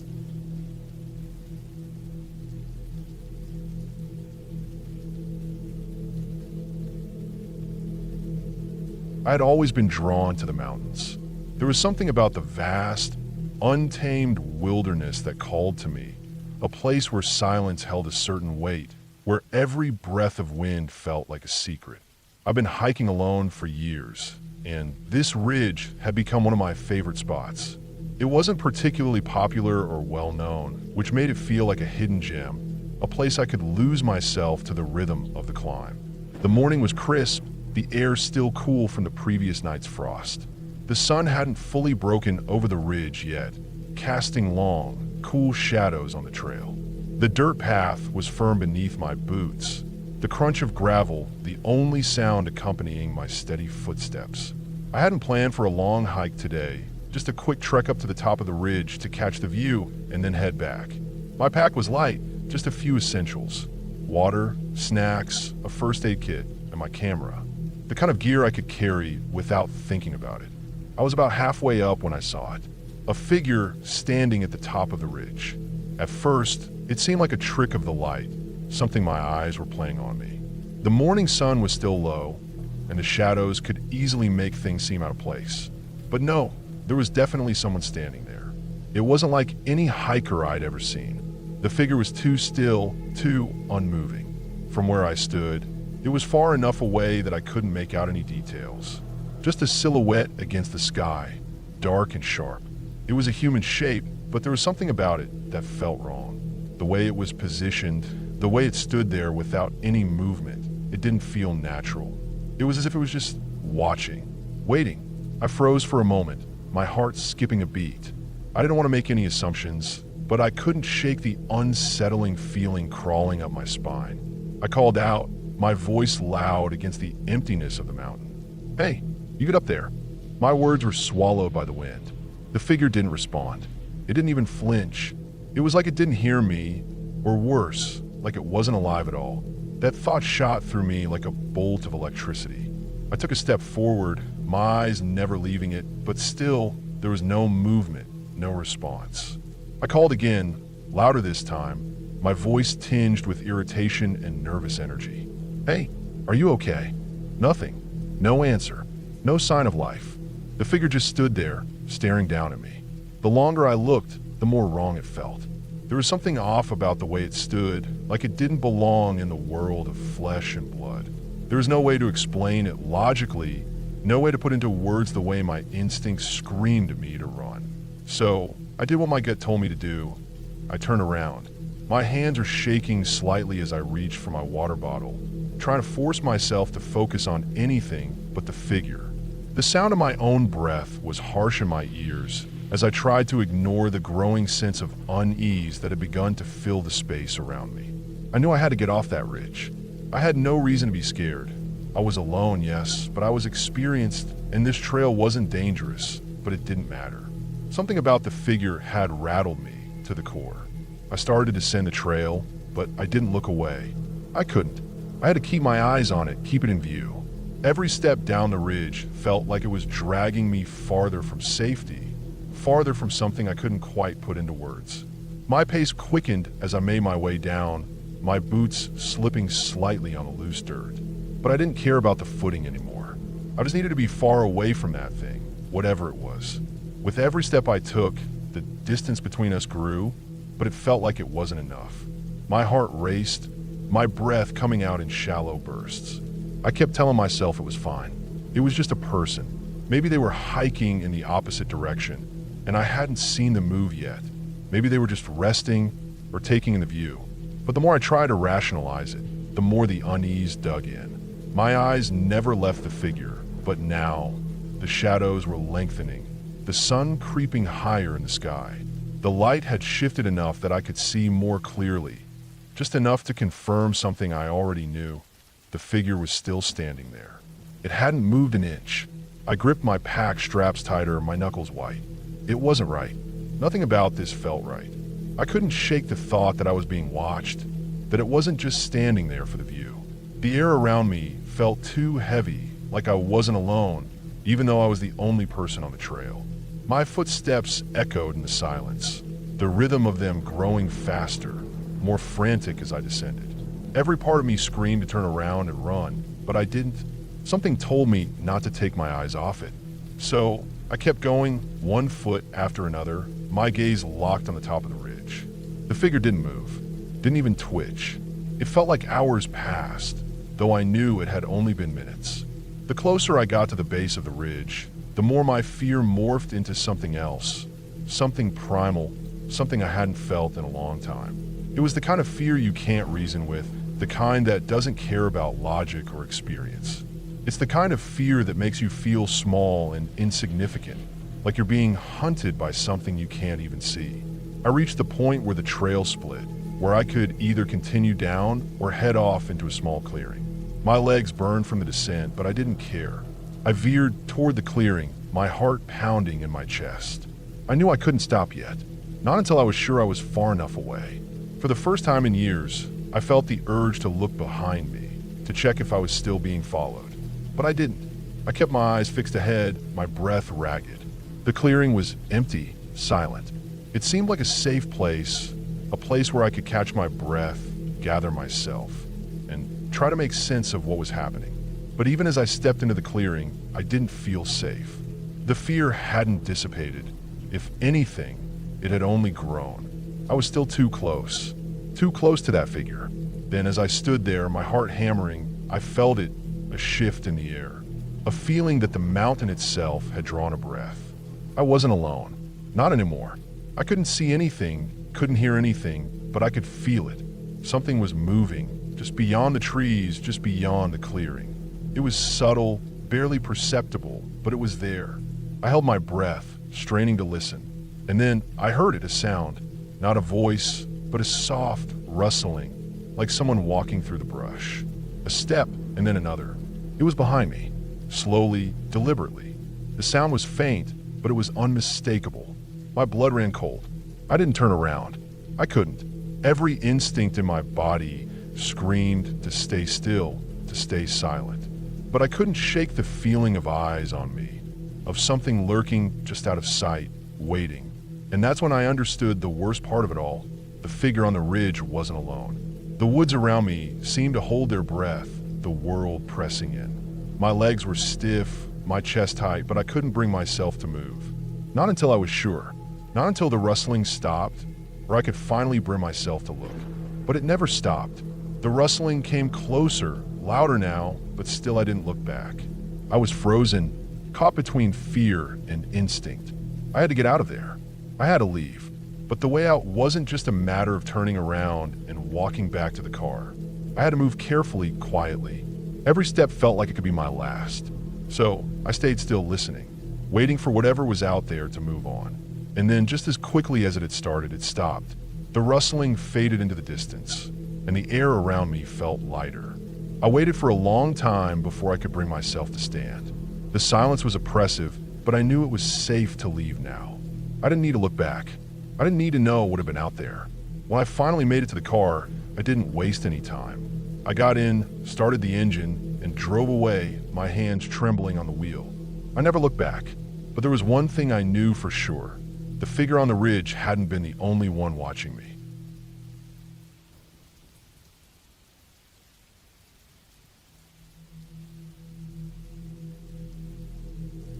I've been hiking for hours, the trail twisting and turning beneath my boots, the sound of the crunching earth beneath my feet blending with the distant rustling of leaves in the trees. It was one of those perfect autumn days where the sun is bright, but not too hot, and the air is crisp enough to fill your lungs with life. The kind of day you can lose yourself in. I was out in the woods, miles from the nearest road, just me and the forest. There was something peaceful about it, like the trees and the breeze held all the time in the world, and I could just walk through it all, unnoticed. I had been hiking along a familiar trail, one I'd done countless times before, but today something felt different. There was this strange quiet, not the kind that comes with peace, but the kind that makes you uneasy. I couldn't shake it. Every step felt heavier than the last, and every snap of a twig made me jump. I figured it was just my mind playing tricks. Maybe it was the isolation getting to me. The path was narrow, barely wide enough for a person to walk single file. On either side, thick woods closed in, the canopy above filtering the sunlight into slivers of warmth that barely touched the forest floor. The trail had this damp, earthy smell to it, like the ground had been untouched for years, and the air was thick with the scent of pine and decaying leaves. It wasn't until I rounded a bend that I saw it. At first, I thought it was just a trick of the light, something my eyes were making up, but no, it was there unmistakably real. An old mirror leaning against a tree. Now, I've been hiking in this area for years, and I knew these woods well enough to recognize when something was out of place. This was one of those times. The mirror stood alone, its surface cracked and weathered, to frame a dark wood that had been eaten by time and the elements. It looked like it had been there for years, abandoned and forgotten. It was odd, no question about it. Who would leave a mirror out here, miles from anywhere? I took a few steps closer, my curiosity overpowering any caution I might have had. The glass was dirty, covered in streaks and grime, but I could still see my reflection in it. I was surprised to see how worn I looked, despite just being on a hike. The wind had picked up slightly, causing the trees to creak and sway, and I adjusted my pack, my eyes still on the mirror. The reflection staring back at me seemed normal enough. There I was in my hiking boots and jacket, my hair a little messier than I'd like, but nothing unusual. But then something caught my eye in the reflection, something I couldn't explain. A figure standing just behind me. I felt a chill run down my spine. I didn't turn immediately, thinking it was just a trick of the light or my mind playing games on me. I had read stories about people thinking they saw something in reflections, only to realize it was just their brain filling in the blanks. But the longer I stared at the mirror, the more I realized how wrong it felt. The figure in the reflection was tall, dressed in dark clothes, the outline blurred but still unmistakable. The problem was when I turned around to see who was behind me, there was no one there. The hairs on the back of my neck stood up, and my heart skipped a beat. I spun back to the mirror, my breath quickening. The figure was still there, still just standing behind me, close enough to feel the weight of its presence, but not close enough to touch. It didn't move, didn't make a sound, just stared. I turned again, faster this time, hoping to catch someone out of the corner of my eye, thinking maybe it was another hiker or someone else who had wandered off the trail. But again, there was nothing, just a forest, trees, leaves, and the distant sound of a bird calling out somewhere far off. Panic bubbled up inside me, and I couldn't make sense of what I was seeing. I backed away slowly, my eyes glued to the mirror, but the figure didn't follow. It stayed there, in the reflection, as though it had no interest in me. It was almost like it was waiting for something, like it knew I was watching. I took another step back, my mind racing. Maybe it was just a trick of the light. Maybe the mirror had been placed here for some kind of weird, artistic reason. But none of that made sense either. I had seen the woods empty for miles. No sign of anyone or anything. There was no one out here. Then I remembered something. A few years back, I had heard rumors about strange things happening in these woods. Stories about hikers finding things that didn't belong, things that made no sense. I had always brushed them off, chalking them up to local superstition or people's overactive imaginations. But now, standing in front of that mirror, something felt wrong. Like the stories might not have been as far-fetched as I'd thought. My pulse was racing. The woods were silent again, the kind of silence that presses on you, making your skin crawl. I knew I had to leave. I couldn't stay here, not with that thing staring at me through the glass, its presence hanging over me like a shadow. I stepped backward, my eyes still fixed on the mirror. It was almost as if the forest itself had gone quiet, waiting for me to make a move. I turned, my boots hitting the dirt path with purpose, my heart still pounding in my chest. But no matter how fast I walked, I couldn't shake the feeling that something was behind me, that it was still watching me, that whatever had been in that mirror wasn't just some figment of my imagination. I kept walking, my mind whirling with thoughts, trying to convince myself it was nothing, that it was just a weird encounter, and there was no reason to get worked up. But the longer I walked, the more that feeling grew, creeping up my spine. I wasn't sure how long I had been walking when I saw it again. The feeling of being watched. The same chill that had crept over me before. But now it was different. It felt closer. I glanced behind me, my throat dry. The woods were still empty, nothing moving. No sign of life. Yet, that feeling didn't go away. It was as if the air had shifted, and I was no longer alone. I was getting near the end of the trail now, where it would loop back to the parking lot. But that's when I saw it again, something not right in the trees up ahead. For a moment, my heart stopped. There, standing in the distance, was a figure, just standing there in the middle of the trail, not moving, just like in the reflection. But this time, when I turned around, I didn't feel the panic rise immediately. Something in me had clicked. I understood. I wasn't seeing a ghost or anything supernatural. I wasn't being hunted by some entity or spirit. I was just being paranoid. That was all it was. The figure in the reflection had been nothing but my own reflection twisting in the mirror's grime. The anxiety I had felt earlier was just the woods playing tricks on me, the isolation and quiet messing with my head. It was all in my head. I walked faster now, reaching the end of the trail in a few minutes, the familiar sounds of the parking lot in the distance. The air felt lighter. I had been working myself up over nothing. I passed the place where the mirror had been. Now, just a memory in the back of my mind, something I'd laugh off later. It was a strange sight, yes, but I wasn't about to let it freak me out. I had seen enough odd things in my time hiking to know that sometimes the world just throws weird stuff in your path. By the time I reached the trailhead, I was breathing easier. I was back to where I'd started, everything feeling familiar again. I put the thought of the mirror behind me. It was just an object after all. It didn't mean anything. But the thing was, every time I looked back, I couldn't shake the feeling that I was still being watched. Even now, as I drove away from the trailhead, I couldn't fully rid myself of the sensation. It wasn't fear anymore.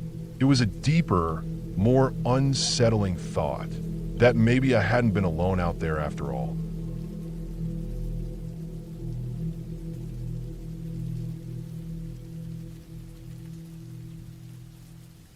I've always been someone who loves the outdoors. I've spent countless nights camping by myself, finding peace in the quiet solitude of the forest. There's something about being out in the wild, alone with nature, that clears my mind. But there are nights when the woods aren't as peaceful as they seem. This particular night, I was camping in a remote spot, far from any trailhead or campground. I had hiked in alone, carrying my gear with me. The sky had been clear, the sun setting in a beautiful orange hue, and everything seemed perfect for a night in the wilderness. I had my tent set up, the campfire crackling softly nearby, and my food was cooking over the flame. Everything was as it should be. As the night grew darker and the fire burned low, I settled into my sleeping bag, my eyes heavy with the quiet rhythm of the night. The sounds of the forest surrounded me, the occasional rustling of leaves, the distant hoot of an owl, the chirp of crickets. But as the clock neared midnight, something changed. I was lying on my side, staring at the entrance of my tent, trying to ignore the unease that had started to settle in my stomach. It was just a nagging feeling, nothing that I could pinpoint exactly. Maybe it was the isolation. Maybe it was the fact that I was alone in the woods, with no one for miles. Then I heard it, a soft, deliberate knock on the fabric of my tent door. I froze. My heart skipped a beat. The sound was unmistakable. Someone was knocking on my tent. I'm no stranger to the odd noise in the woods. Animals often wander into campsites, knocking over branches or rustling in the underbrush. But this wasn't that. This was a knock, like someone was outside my tent, actively trying to get my attention. I lay there in the dark, not moving, barely breathing. I tried to tell myself it was just an animal, a raccoon, or maybe a curious deer brushing against my tent. But something about it didn't sit right. The knock wasn't random, like an animal might do. It was precise, measured. I could feel my pulse quicken, the hairs on the back of my neck standing up. I told myself to stay calm, that it was probably nothing. Maybe someone else was camping nearby, though I knew for certain I hadn't seen any other tents on my hike in. The nearest campground was miles away. Then, after a moment of silence, the whispering started. It was faint at first, too soft to make out any words, but I could hear it clearly enough to know that it was a voice. A low, indistinct murmur, like someone was speaking in hushed tones just beyond the fabric of my tent. My mind raced. I tried to convince myself that it was the wind or the trees creaking under the weight of the night, but I couldn't shake the feeling that there was someone or something out there. The whispering continued, growing slightly louder but still unintelligible. It felt as though it was coming from all around me, like it was floating through the air, swirling around my tent. The words were too soft to understand, but it was the tone that unsettled me. There was something off about it, something that made my skin crawl. It wasn't normal. I tried to stay as still as possible, my eyes fixed on the dark, the entrance of the tent barely visible in the dim light. My breath was shallow, and my body was frozen, a mixture of fear and confusion paralyzing me. Another knock came, this time louder. 3 quick raps, like a person's knuckles striking the door of my tent. I couldn't stay still anymore. I slowly reached for my flashlight, which was tucked in my backpack. My fingers trembled, but I managed to grab it, flipping it on with a soft click. I hesitated before unzipping the tent slightly, just enough to peek outside. Nothing. The area around my campsite was dark, the fire now reduced to nothing more than embers. I could see the outline of trees surrounding me, their branches swaying gently in a breeze. No movement, no sign of anyone. I quickly zipped the tent back up, my heart racing in my chest. The last thing I wanted to do was venture out into the dark alone, but the sound of the knocks and the whispers were still fresh in my mind. I was far from any other campers, and if someone was out there, they had to be close. The whispers continued, but now they sounded like they were right outside the tent, just on the other side of the thin fabric. I couldn't make out the words, but I could tell it wasn't just one voice. There were multiple voices, speaking in unison, but still too faint to understand. My instincts told me to stay quiet, to listen, to wait. But I felt a growing sense of urgency. I needed to know what was out there. My mind kept running through possibilities. Maybe it was some prank, someone from another campsite messing with me. Maybe someone had gotten lost in the woods and was trying to find help. But deep down, I knew that wasn't likely. I glanced around inside my tent, trying to reassure myself. My gear was still where I had left it. My food was untouched, but the whispers kept growing, louder now, like they were right at the edge of my tent. The knocking started again, this time a bit more frantic, as if the person was getting impatient. The soft whispers mixed with the sound of something else, footsteps, maybe, or something shifting in the underbrush. I had to do something. I couldn't just lie there, helpless. Slowly, I pulled out my pocket knife, gripping it tightly. It wasn't much, but it was all I had. I waited in the dark, listening. The sounds had stopped for a moment. For a brief second, everything was completely silent. But then I heard something else. A slow, deliberate drag, like something heavy being pulled across the forest floor. It was coming closer. I turned off the flashlight, keeping it tucked away. I knew I had to be quiet, stay hidden. I didn't want to draw attention to myself. If someone was out there, I didn't want them to know I was awake. The dragging sound grew louder, closer, until it was almost right outside my tent. I could hear the crunch of leaves underfoot. Then the sound stopped. I was nearly holding my breath when I heard it. The softest tap on the tent. Not a knock, a tap, light, gentle, almost as if someone was testing the fabric to see if I was still inside. I couldn't take it anymore. I had to know what was going on. I slowly unzipped the tent, just a crack, to peek outside once more. This time, there was something there. A figure, standing just beyond the glow of the dying embers of my campfire. It was a person, but they were hunched low, almost crouched down, their face hidden in shadow. I couldn't make out any details, but I could see enough to know that they weren't in any kind of hurry. I froze. The figure didn't move. It just stood there, facing the tent, as if waiting for something. I couldn't hear them breathing, couldn't hear anything but the wind in the trees. My mind raced. Who was this person? Why were they standing so still? Should I call out? Should I try to confront them?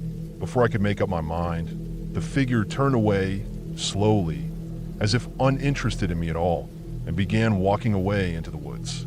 I didn't move for several minutes. I couldn't. My body was frozen in fear, not knowing what to do.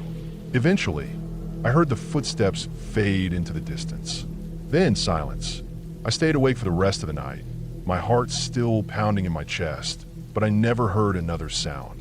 No more knocks, no more whispers. The forest returned to its usual nighttime hum, and I managed to drift off into an uneasy sleep.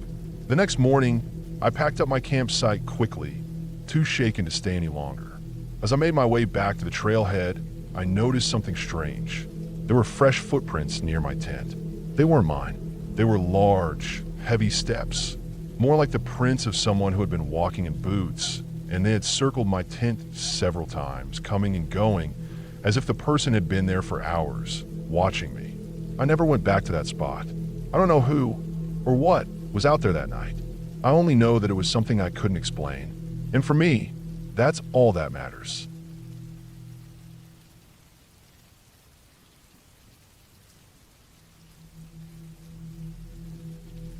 It was late at night when I stepped outside my cabin to get some fresh air. The air was cool, almost crisp, and the quiet of the woods around me felt soothing after a long day. I had been staying in this small cabin for a couple of days now, taking a break from everything, hoping the solitude would give me some peace.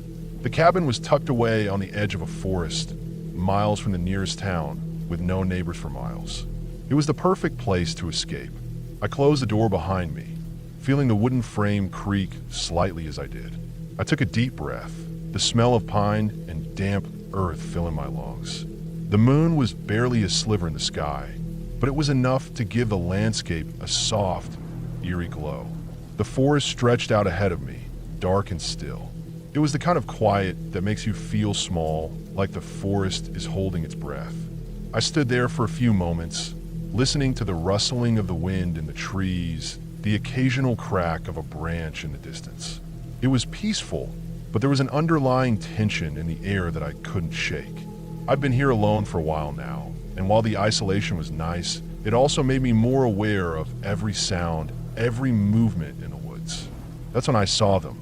Two glowing red eyes staring at me from the darkness. They were positioned low to the ground, just at the edge of the tree line, barely visible. At first, I thought it was just some animal, maybe a fox or a raccoon. But the eyes didn't move. They stayed fixed on me, unblinking and unmoving. I squinted, trying to make out the shape of whatever it was, but all I saw were those two red eyes, burning like embers in the dark. My heart skipped a beat, and I felt a chill crawl up my spine. My first instinct was to step back, to go inside and lock the door. But curiosity got the better of me. I took a slow step forward, straining my eyes to get a better look. The eyes didn't move. They just stared at me, unblinking.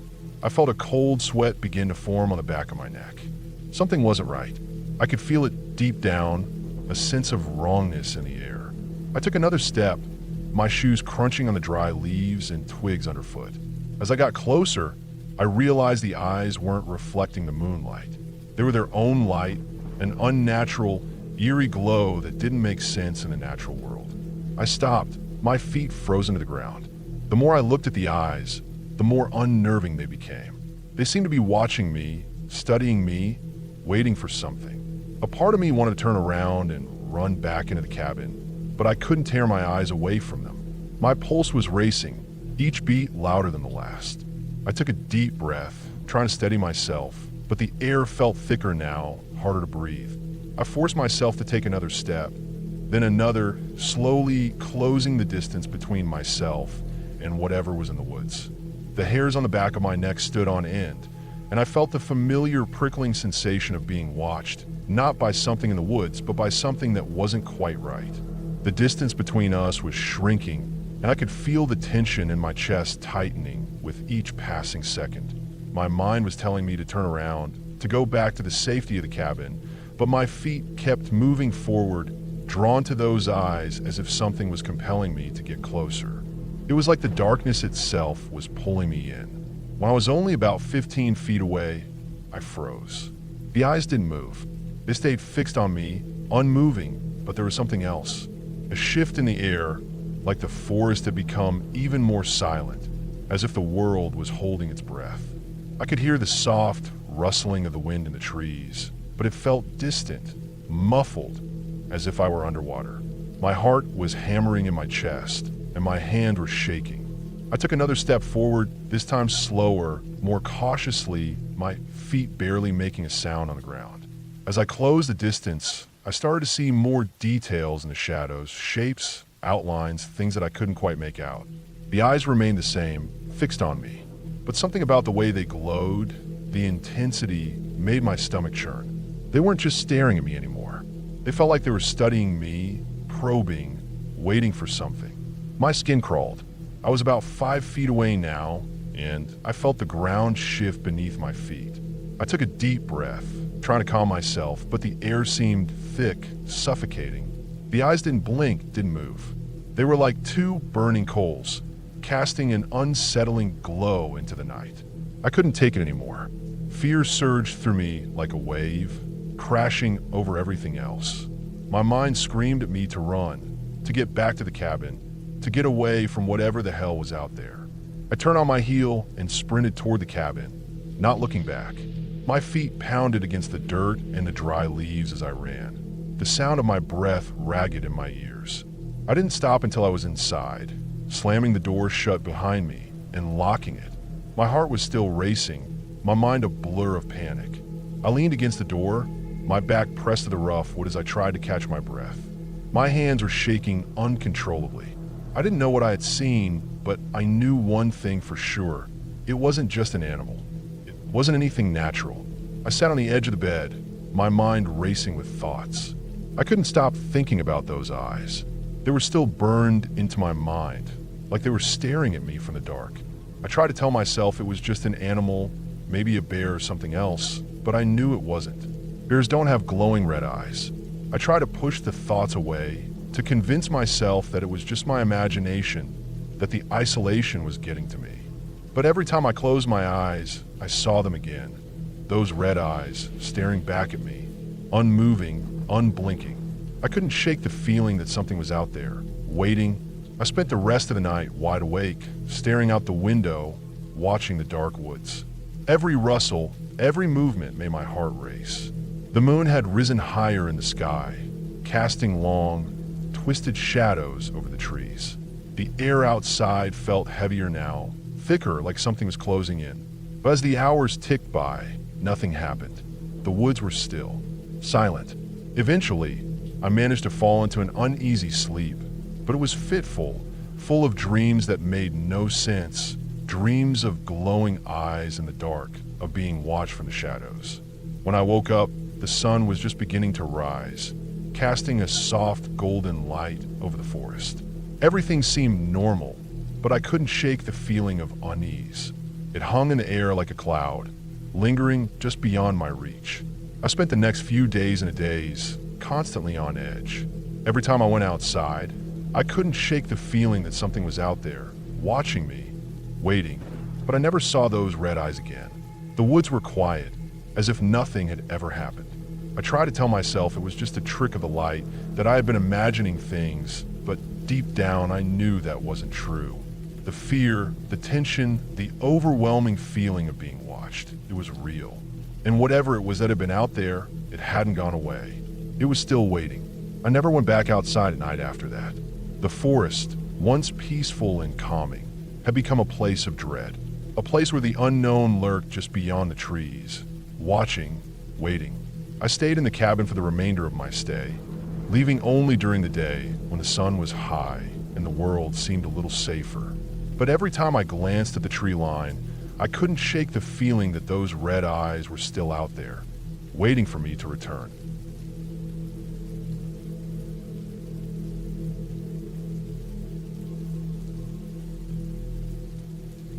I had only been working the night shift at the cemetery for a few weeks when it happened.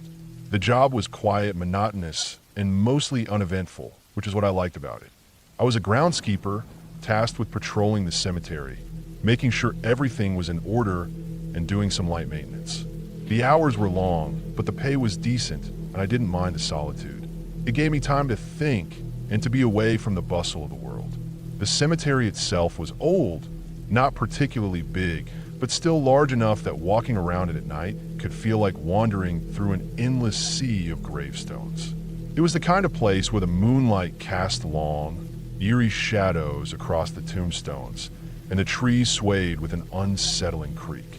It wasn't exactly a place you'd want to be after dark, but it was peaceful in its own way, and there wasn't anyone around to bother me. I usually did my rounds at around midnight. It was the perfect time, quiet, cool, and the world felt like it had slowed down to a halt. Most of the time, I'd just drive the old golf cart around the property, making sure the gates were locked, the lights were working, and there weren't any animals or vandals causing trouble. Sometimes I'd sit in the small office, sipping coffee, watching the shadows from the trees dance across the windows. That night, I was particularly tired. I hadn't gotten much sleep the day before, and I felt my eyelids heavy, almost like I could fall asleep standing. I took a long sip of coffee, hoping the caffeine would kick in and keep me alert. The night was unusually still. Not even a breeze stirred in the trees. It was the kind of stillness that made you feel like something was about to happen, like the air was holding its breath. I had just finished a sweep of the far side of the cemetery when I noticed something odd. Near the mausoleum, a small area of the earth had been disturbed. It wasn't much at first, just a few mounds of dirt pushed up, and I thought maybe it was just an animal or the ground shifting. But as I got closer, I realized it was a fresh grave, a recently dug up one, the soil uneven and still soft, like it hadn't settled yet. It was hard to miss, especially in the dim light, the whole looking unnatural in the otherwise peaceful landscape of gravestones. I parked the cart a few feet away and got out, walking toward the hole. It didn't make sense. I had checked the records earlier in the day, and there hadn't been any new graves assigned to that plot.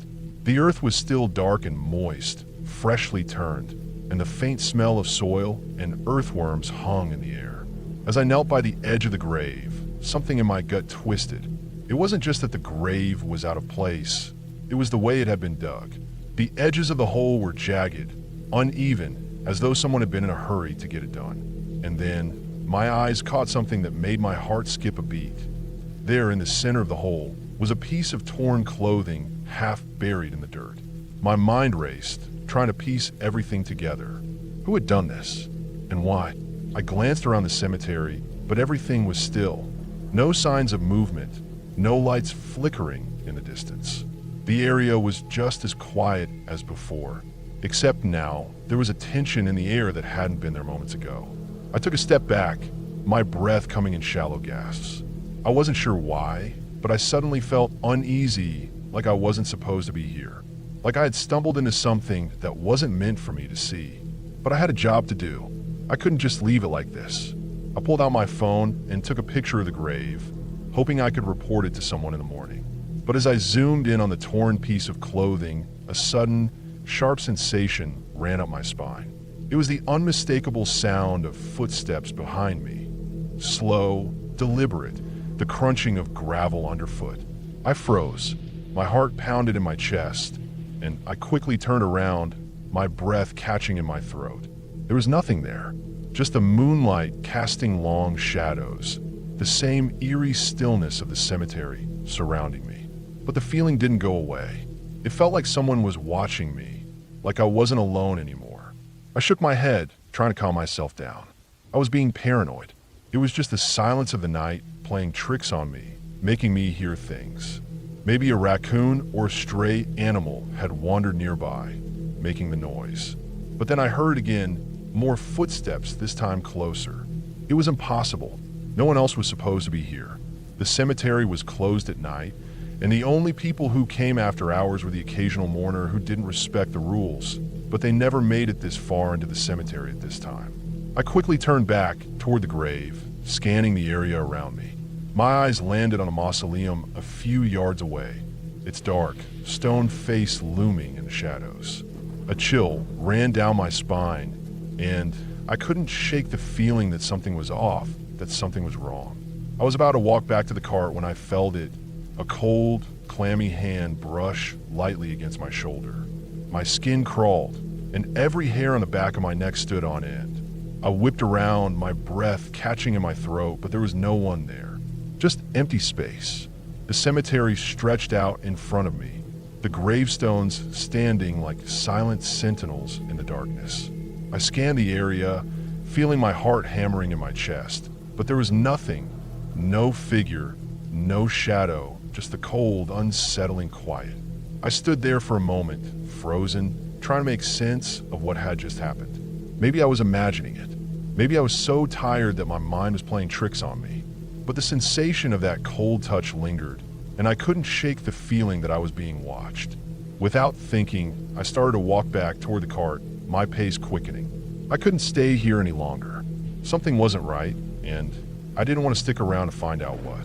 My thoughts were racing, and my heart was still pounding in my chest.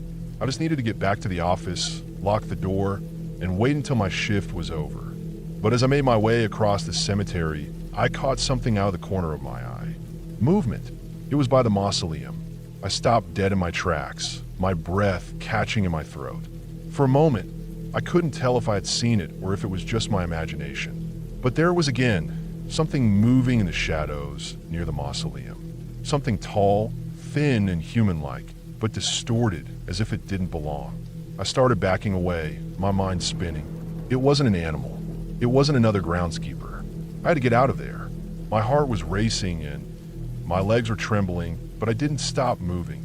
I couldn't afford to be here any longer. Just as I turned to head toward the exit, the unmistakable sound of gravel crunching beneath footsteps echoed behind me. This time it was real. I could feel the presence getting closer, and I dared not turn around. I didn't want to know what was behind me. I reached the gate in record time, fumbling for the keys to unlock it. I practically threw myself into the golf cart, slamming the door shut behind me. And I sped out of the cemetery, my heart pounding in my chest. I didn't stop until I was well beyond the gates and out on the main road, where the lights of the town offered some comfort. The rest of my shift felt like a blur. I didn't go back to the cemetery that night. In fact, I didn't return the next night either. I couldn't. The image of the disturbed grave, the footsteps, and that cold, clammy touch haunted me. I reported the grave to the authorities the next day. They came and investigated, but there was no sign of anyone in the area. No footprints, no broken ground, no evidence of a grave being disturbed. It was like nothing had ever happened, but I knew what I had seen, and the feeling of that cold touch on my shoulder still lingered in my mind. As the days passed, the unease faded, but I couldn't shake the memory. Sometimes late at night, when the wind howled through the trees and the cemetery lay under a blanket of moonlight, I would wonder if I was ever truly alone in that place.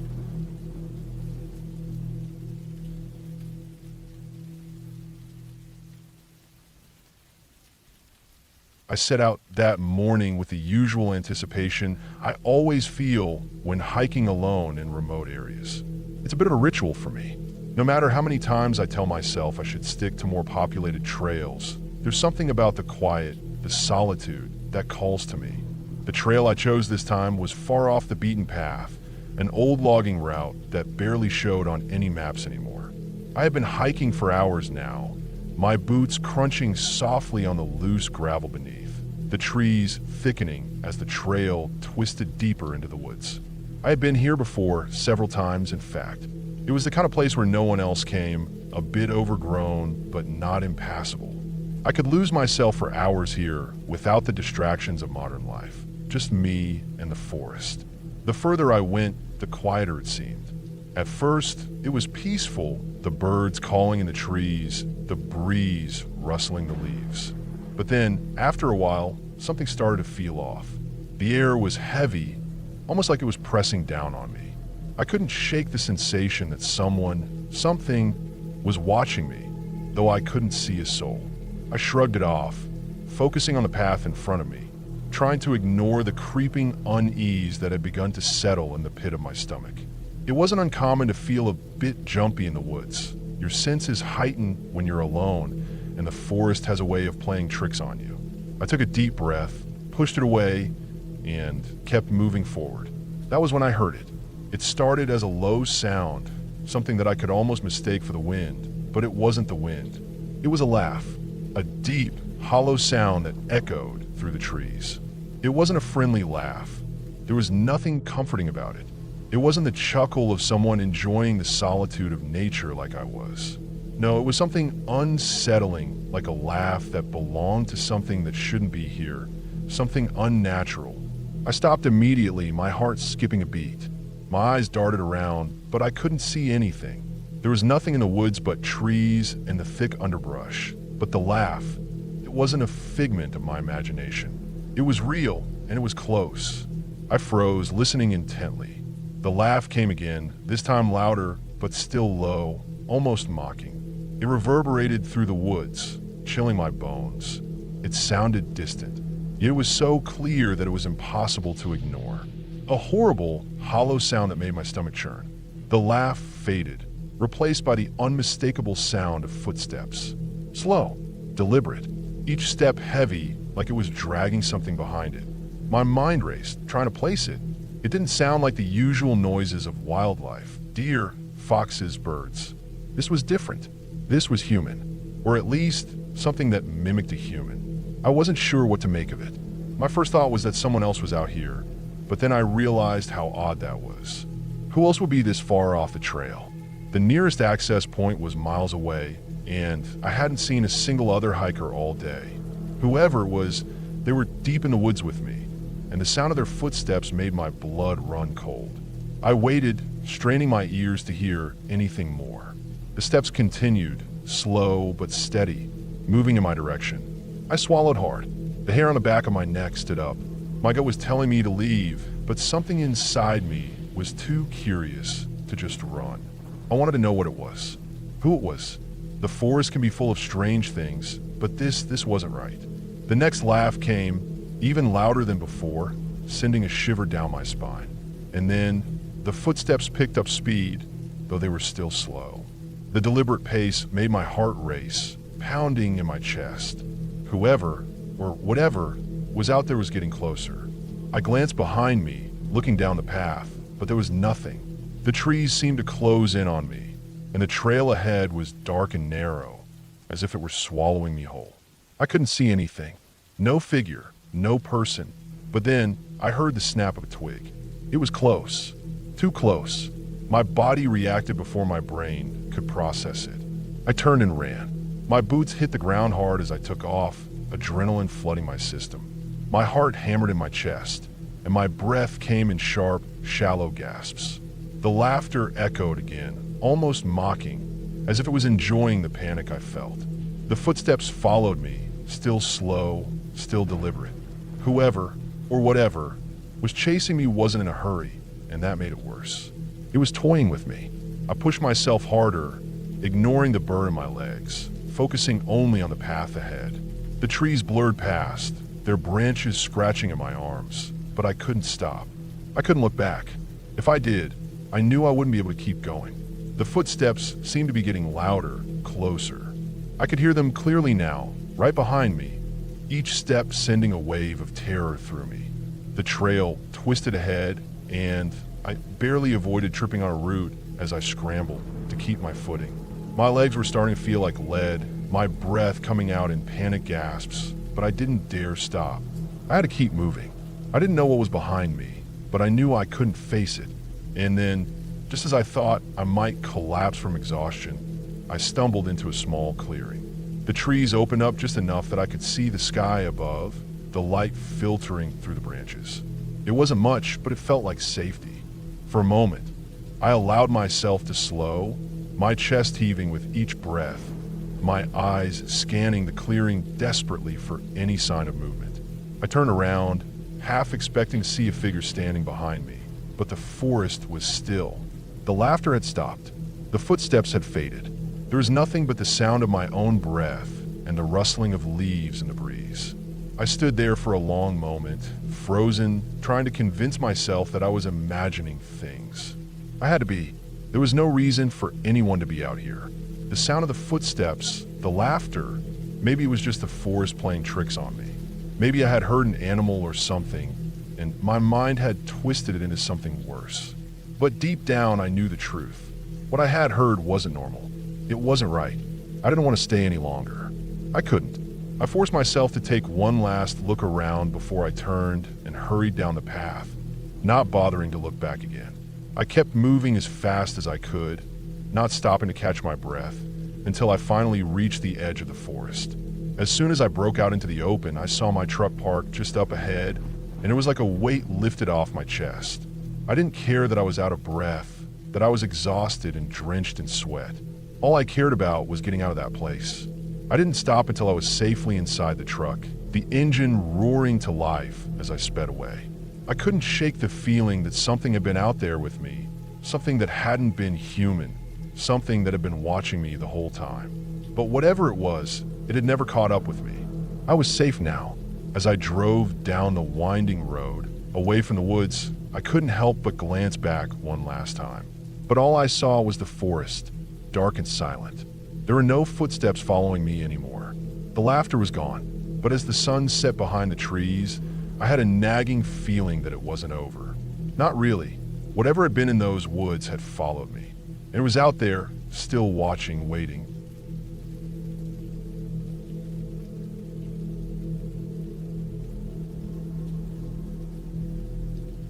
It was a cold night in the middle of nowhere.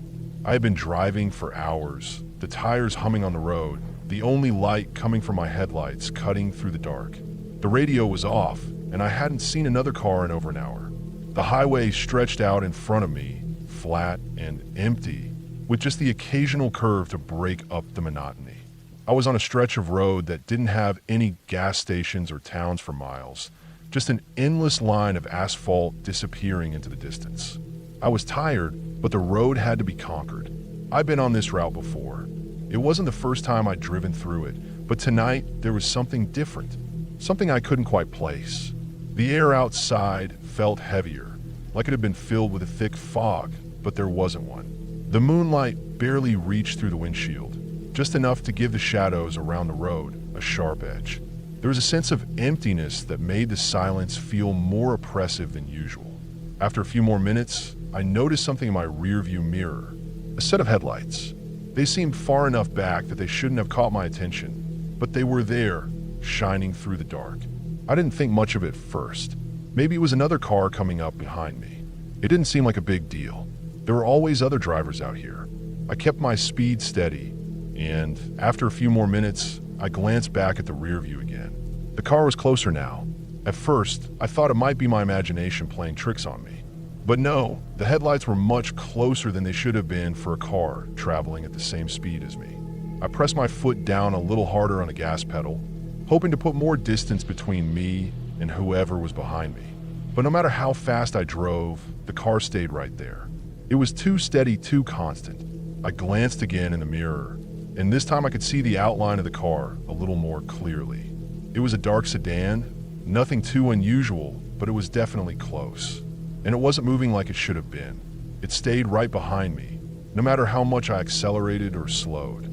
I sped up, a little more anxious now, my hands tightening on the wheel. The sound of the engine picking up speed was the only thing that seemed to break through the silence in the car. But the headlights didn't fade. They stayed there, the glare growing stronger and stronger in my mirror, almost blinding me. The road ahead was a long, straight stretch with nothing but blackness in the distance. I couldn't shake the feeling that something was wrong. For the next 10 minutes, I tried everything I could think of. I'd speed up, slow down, try changing lanes, even swerving a little to see if the car would pass me. But it didn't.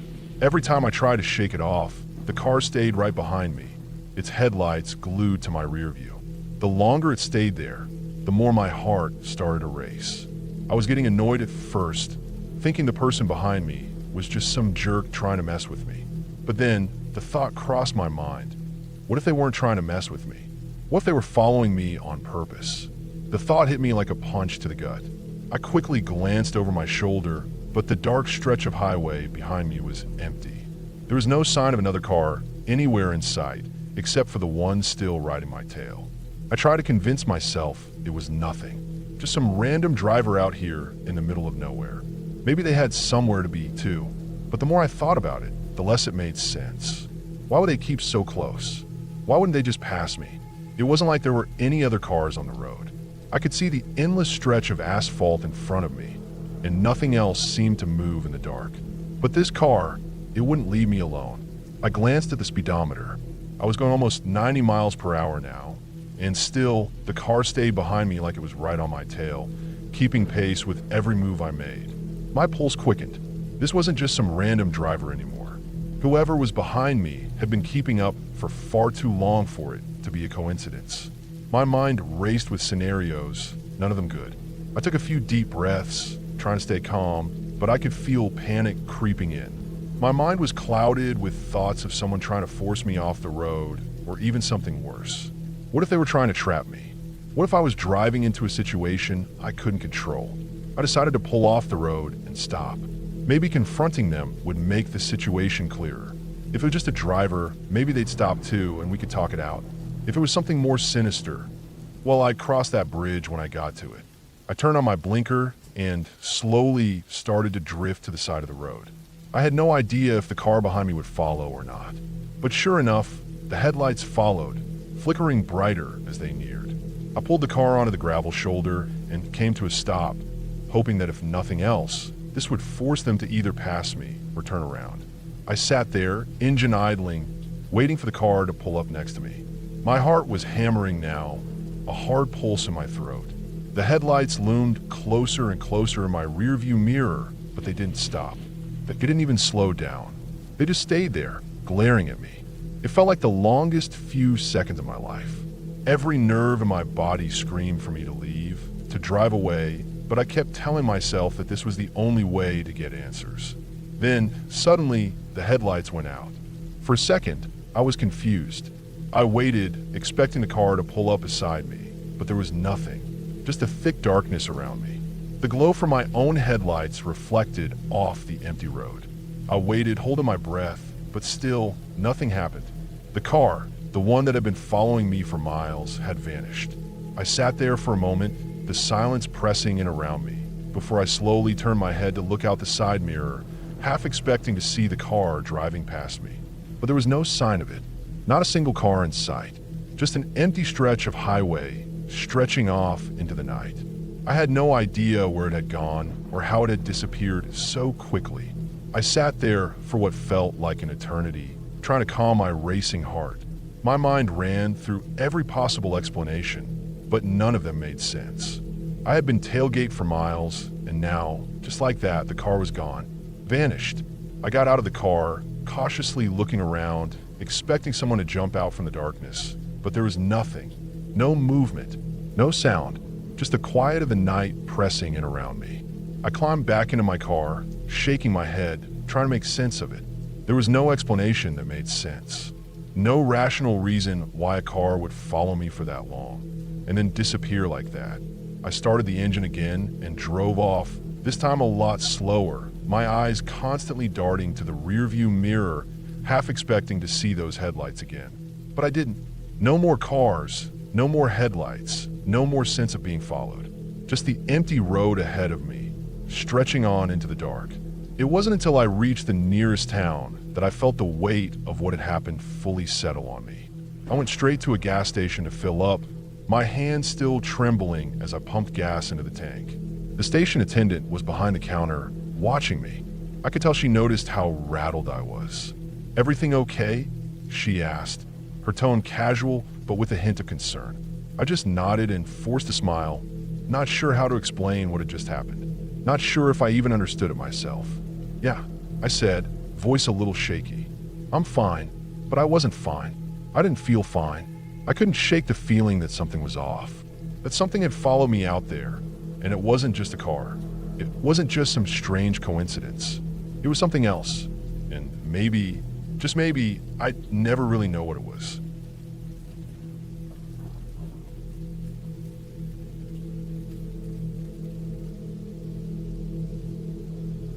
We'd been hiking for hours, just the two of us, me and my friend Dan.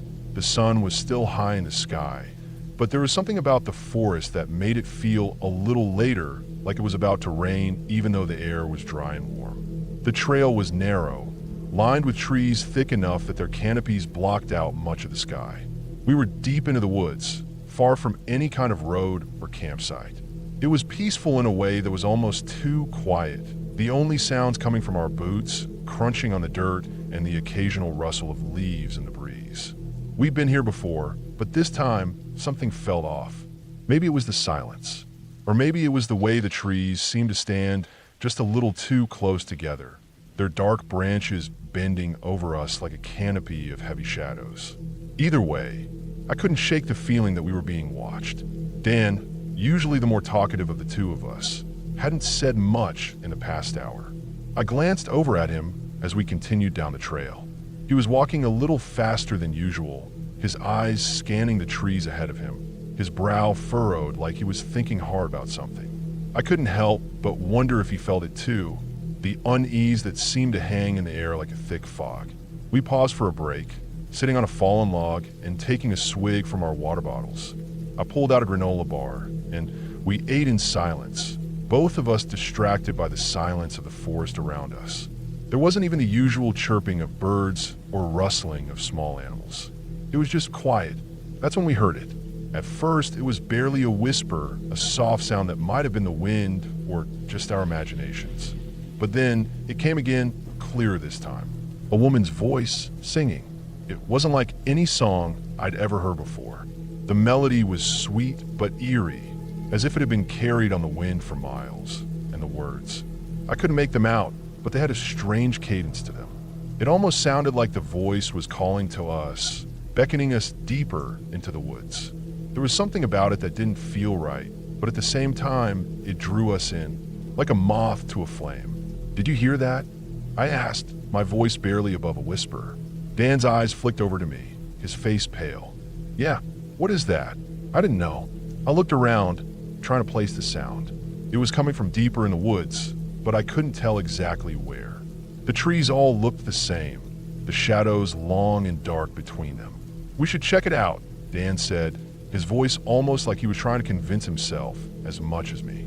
Maybe it's just someone else out here, lost or something. I didn't know if I wanted to find out, but something about the voice made me want to follow it. So, against my better judgment, I nodded. We grabbed our backpacks and started walking toward the sound. The singing grew louder as we moved, each step taking us further away from the trail and deeper into the forest. The further we went, the stranger the woods seemed. The trees were thicker, their trunks twisted in odd shapes, like they'd been growing for centuries without seeing sunlight. The underbrush was dense, the ground soft and spongy under our boots. The air felt heavier too, thick with the smell of damp earth and moss. It was as if the forest was holding its breath, waiting for something. The voice continued to sing, its sweet melody filling the air, but it was still so far away. The song had no rhythm, no clear structure, just a haunting, lilting sound that seemed to echo off the trees. It was almost like it was coming from all directions at once, surrounding us in a way that made it hard to tell where it was really coming from. We walked for what felt like an hour, our feet crunching through the forest floor, but we never seemed to get any closer to the source of the singing. It was as if the voice was just out of reach, teasing us, pulling us deeper into the woods. Eventually, we stopped. My legs were starting to ache from the constant movement, and I could feel my heart racing in my chest, thumping hard in my ears. Dan looked just as uneasy as I felt. He wiped a bead of sweat from his forehead, his eyes darting nervously around the trees. This is getting weird, he said, his voice shaky. I know, I replied, but we're close, I can feel it. We just need to keep going a little longer. But even as I said it, I knew something was wrong.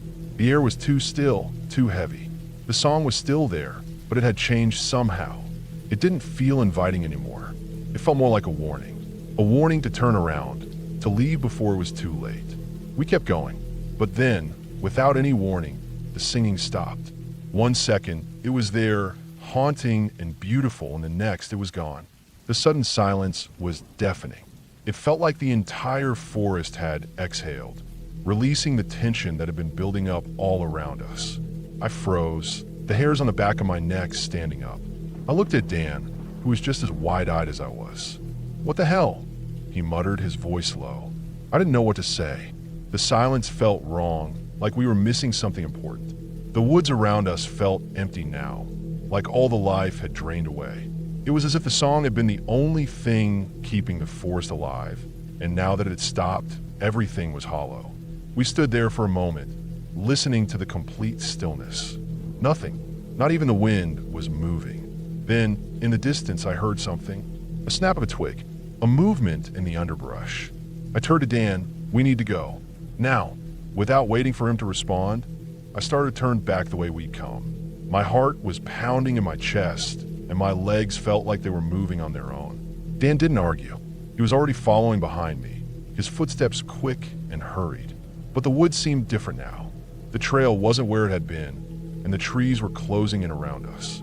The way we'd come had changed, like the forest was shifting, making it harder for us to find our way back. Every direction looked the same, and every path we tried seemed to lead us deeper into the forest, further away from where we thought the trail should be. The panic started to set in. I glanced over at Dan, who was breathing heavily, his face pale. Where's the trail? I asked, my voice tight with fear. I don't know, he replied, his voice shaking. I thought it was just back there. We have to keep moving. Don't stop. We pushed on, but the further we went, the more disoriented we became. The trees seemed to be watching us now, their twisted branches like fingers reaching out, blocking our way. The air felt colder, the light dimmer. I could feel the weight of the silence pressing down on us, like something was waiting for us to make a mistake. And then I heard again, the song. The same haunting melody, soft and sweet, drifting through the trees. It wasn't loud, but it was unmistakable. It was coming from just ahead of us, but it sounded different this time. Faint, fading. Do you hear it? Dan whispered, his voice tight with fear. I nodded. Yeah, it's close. We followed the sound, desperate now, moving faster than before. But as we pushed through the underbrush, the song stopped once more. I could feel the panic rising in my chest. Where the hell is it coming from? Dan grabbed my arm. We need to get out. This isn't right. I didn't argue. I didn't need to. We both knew it was time to leave. We turned and ran. This time, there was no hesitation, no slowing down. We just ran, our legs burning as we pushed through the forest, weaving between trees, not caring about anything except getting out of there. We didn't stop until we reached the trail. When we did, we both collapsed onto the ground, panting and covered in sweat. The air felt different now, easier to breathe, lighter. We were back on solid ground, where we could hear the sounds of the world around us once again. We didn't say anything for a long time. Neither of us knew what to say. There was no explanation for what we had just experienced, no logical reason for the voice or the way the forest had shifted around us. But one thing was clear, we were never going back.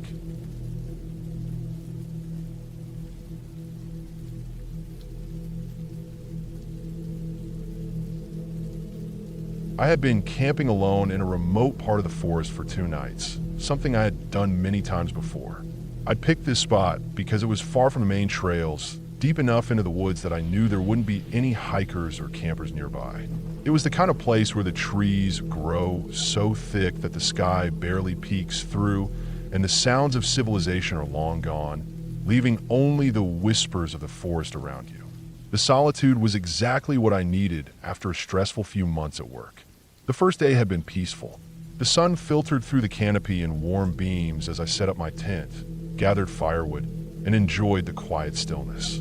I spent the afternoon hiking along a nearby creek, the sound of water trickling over rocks providing a constant companion to my thoughts. That evening, as the sun set, I cooked my dinner over a small campfire, the crackling with a familiar, comforting sound. But as the night wore on, something started to feel off. The air grew colder, the shadows stretching longer than they should have, and I noticed that the usual sounds of the forest seemed to fade. The wind, which had been gently rustling the leaves, had died down. The insects, which usually buzzed and hummed in the evening, had fallen completely silent. Even the birds, which would occasionally chirp from the trees, had ceased their calls. The silence was oppressive, like the whole forest had stopped breathing. I couldn't explain it, but it made me uneasy. It wasn't something I had encountered before. Normally, the woods are alive with sound, even in the dead of night. But here now, everything felt wrong. I sat by the fire, staring into the flames, trying to shake off the feeling. The shadows around me grew darker, and despite the warmth of the fire, I felt a chill creep up my spine. I decided to go to bed early that night. I unzipped the tent, crawled in, and zipped it shut behind me. The inside of the tent smelled faintly of campfire smoke, and I could hear the occasional creak of tree branches swaying in the wind. But everything was too quiet, even inside the tent. I tried to fall asleep, but the silence outside kept me awake. I kept listening for something, anything, but there was nothing. No rustling leaves, no animal sounds, just the pounding of my own heartbeat in my ears. I don't know how long I lay there, staring at the fabric of the tent above me, but eventually I drifted off to sleep, though it was restless. I was awakened in the middle of the night by the sound of something scraping against the side of my tent. It wasn't the usual sound of wind or animals. It was something deliberate, like nails dragging slowly across the canvas. I froze, heart pounding in my chest. The scraping continued, moving along the tent, stopping at one point, then starting again. I held my breath, listening intently. Was it an animal? A bear? A raccoon? No, it was too deliberate. I reached for my flashlight, but it was too far away, lying just outside the reach of my sleeping bag. I debated whether I should make a run for it and grab it, but I didn't want to risk drawing attention to myself if whatever it was still out there. The scraping stopped, but I could still hear something moving outside. A soft shuffle, then silence again. I waited, counting the seconds. When nothing moved after a while, I slowly exhaled, trying to calm myself down. I didn't sleep again that night. Instead, I lay there, staring at the tent wall, listening for anything else that might happen. But nothing came, just the silence, broken only by the occasional rustle of the tent and the slight breeze that had returned sometime after the scraping stopped. When the first light of dawn finally began to filter through the trees, I wasted no time packing up. I wasn't sure what had happened during the night, but the unease in my gut told me it wasn't something I should ignore. I had camped out in remote places many times, and while I had certainly encountered some strange noises and unsettling moments, this felt different. It felt deliberate. I moved quickly, breaking down my campsite and preparing to head out. The forest still felt unnervingly quiet. The birds were still silent, and the air had that heavy stillness to it. I barely stopped to take a breath, eager to get back to the car and leave the strange feeling behind. That was when I saw him. At first, I thought it was just a trick of the light. My eyes scanned the trees, looking for the familiar trail leading out of the forest. But then I saw a figure standing at the edge of the woods. My heart skipped a beat and my body went rigid. The figure was tall, almost unnaturally so, and it stood perfectly still. It was facing me, or at least I assumed it was, though I couldn't make out any details of its face. The figure was almost entirely obscured by the trees, but there was no mistaking it. Someone or something was standing there just beyond the line where the trees thinned out. The hair on the back of my neck stood up as the figure didn't move. Not even a twitch. I stared at it, my heart hammering in my chest. My mind raced with possibilities. Could it be another camper? No, I hadn't seen anyone else on the trail, and this part of the forest was far from any marked path. The seconds stretched on, and I couldn't tear my eyes away from the figure. It was too still, too silent. A person wouldn't stand like that for so long, without moving, without reacting. There was something wrong about it. The figure was wearing dark clothing, but it was hard to see details in the dim morning light. Its body seemed to blend with the shadows, as though it belonged to the forest itself. I stood frozen, my breath caught in my throat. My mind screamed at me to move, to run, but my legs wouldn't respond. I had been in dangerous situations before, and my body had always known how to react, but this felt different. This felt like it was more than just danger. It felt like something that didn't belong in the world I knew. Then, the figure took a step forward. The movement was slow and deliberate, and my stomach churned. I was suddenly aware of how exposed I was. There was no way to hide, no way to run without being seen. The trail behind me was narrow, winding, and it would take too long to reach my car. I was trapped. The figure took another step, then another. I snapped into motion. Without thinking, I grabbed my pack, slung it over my shoulder, and bolted down the trail. My legs moved on autopilot, pushing me forward through the thick underbrush and narrow path. I didn't look back, not even once, as I heard the sound of twigs snapping underfoot, the unmistakable sound of someone moving after me. I ran faster, my breath ragged, my mind a blur. I had no plan, no idea where I was going, only the desperate need to get away. The forest around me seemed to close in, the trees narrowing the path, forcing me to push harder to escape. The sound of footsteps grew louder, closer, but I refused to slow down. I could hear the breath in my ears, feel the pounding of my heart in my chest, each step bringing me closer to whatever it was that was following me. The trail finally began to widen, and I saw the break in the trees ahead. My heart leapt to my chest. My car was just a few hundred yards away, and I could see the clearing where the trail opened up to the parking lot. With every ounce of strength left in me, I pushed myself harder, and then, just as I reached the edge of the clearing, I heard the footsteps stop. I didn't dare look back. I didn't even want to acknowledge it. I didn't want to know if whatever had been following me was still there. I stumbled through the clearing, eyes locked on my car. As soon as I reached the driver's side door, I threw it open, jumped inside, and slammed it shut behind me. My hands were shaking as I started the engine, and I didn't even wait to check the rearview mirror before pulling out of the lot and speeding down the dirt road that led out of the forest. I didn't stop driving until I was back on the highway, far away from the woods. Only then did I feel my breath slow, my heartbeat return to normal, and the weight of what had happened sink in. I never went back to that part of the forest. Not once. And to this day, I don't know who or what that figure was. But I know one thing for sure. It wasn't human, and it wasn't something I ever want to encounter again.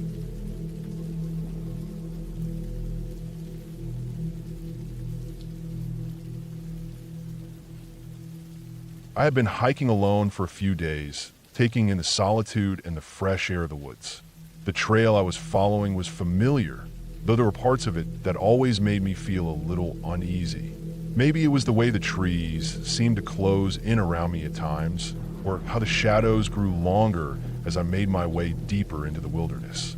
But I always pushed that feeling aside, chalking it up to the natural isolation of hiking alone. It wasn't until I noticed a trail marker that things started to feel different. The day had been long, and the sun was starting to dip low in the sky. I had planned to make camp before it got dark, but I was still a few miles away from my destination. I wasn't rushing, but I did want to get a good spot before the light was completely gone. The trail was quiet. The only sounds were the rustle of leaves underfoot and the occasional bird call. It was peaceful, but that peace never lasted long for me when I was alone in the woods. That's when I saw the trail marker. It was just a simple wooden post with a few faded markings. I had passed hundreds like on my hike, but something about this one seemed off. The arrow pointing forward was slightly tilted, and the paint that marked the trail was uneven. It looked as though someone had tried to scrape off the original arrow and repaint it, but didn't quite manage it. The paint was fresh, still tacky in places. It looked too new, too deliberate. My heart skipped a beat, and I felt a pang of unease. I stopped for a moment, staring at the marker. It wasn't anything too obvious, but the altered marker felt wrong. It felt like someone had done it on purpose. Maybe it was an attempt to confuse hikers, or maybe there was something else behind it. It made my skin crawl, the thought that someone might have intentionally left a misleading marker on the trail. I should have turned around then, but I didn't. Something told me to keep going, to push through whatever weird feeling had settled in my stomach. I continued on, trying to shake the feeling of unease, but it only grew worse with every step. The air felt thicker, like it was harder to breathe. I kept thinking about the marker, about who might have changed it and why. I kept my pace steady, but my eyes kept darting back toward the trees, looking for anything out of place. The sun was dipping lower now, and I had to start thinking about where I'd camp for the night. As the lights started to fade, I reached a small clearing that seemed as good a place as any to set up camp. I quickly set up my tent, trying to stay focused. I tried to ignore the creeping unease, telling myself I was just being paranoid. The wind had picked up, and the trees were swaying gently. The sounds of the forest seemed to quiet as the night set in, leaving just the occasional rustle of leaves. I made a small fire, cooking a simple meal as I sat by the flames. The crackling of the fire was comforting, but it didn't completely push away the feeling that something was wrong. My mind kept wandering back to the trail marker, to that sense of being watched. I'd never been one to overthink things like this, but I couldn't shake the feeling that something was off. I kept checking my surroundings, scanning the tree line for any signs of movement, but there was nothing. Just the wind, the trees, and the fire. It wasn't until after I'd finished eating that I heard it. At first, I thought it was just the wind, the way it moved through the trees. But then I heard it again. My name. A whisper, but clear enough to make out. It was faint, but it sent a chill through me. I sat frozen for a moment, my heart hammering in my chest. I wasn't sure if I'd actually heard it, if it was just my mind playing tricks on me in the dark, but then I heard it again. Asterisk, hey? Asterisk. The whisper was soft, but it sounded unmistakably like my name. I stood up quickly, scanning the darkness. My mind was racing. It couldn't be anyone, not out here. I was miles from the nearest trailhead, and the only people I had seen the past few days were a couple of hikers who had passed me on the trail. I was sure I hadn't heard anyone come near my camp. Still, the whisper was unmistakable. Someone was out there. I grabbed my flashlight, my hands shaking as I flicked it on. I pointed it toward the trees, moving slowly around the campfire. The beam of light bounced off the trunks, catching nothing but shadows and the occasional fluttering of leaves. My pulse quickened. The hair on the back of my neck stood up. Asterisk, hey? Asterisk again, the voice closer this time. It felt like it was coming from just beyond the light of the fire. I felt a wave of panic crash over me. I knew I had to stay calm, but the fear was overwhelming. Someone was out there. But who? Why would they be calling my name? I couldn't think straight. The only thing I could think of was to get out of there. I grabbed my pack, stuffing everything inside it as quickly as I could. My mind was racing, trying to process everything at once, but I couldn't. I couldn't focus. I needed to get out of there, and fast. I turned off the fire, plunging the camp into darkness. My flashlight barely illuminated the path as I quickly made my way toward the trail. The whispering had stopped, but I couldn't shake the feeling that something was following me, something that had been waiting in the dark. My breath was ragged as I pushed forward, trying to keep my composure, but every step felt like an eternity. I kept hearing noises behind me, twigs snapping in the underbrush. I glanced over my shoulder, half expecting to see someone following me, but there was nothing.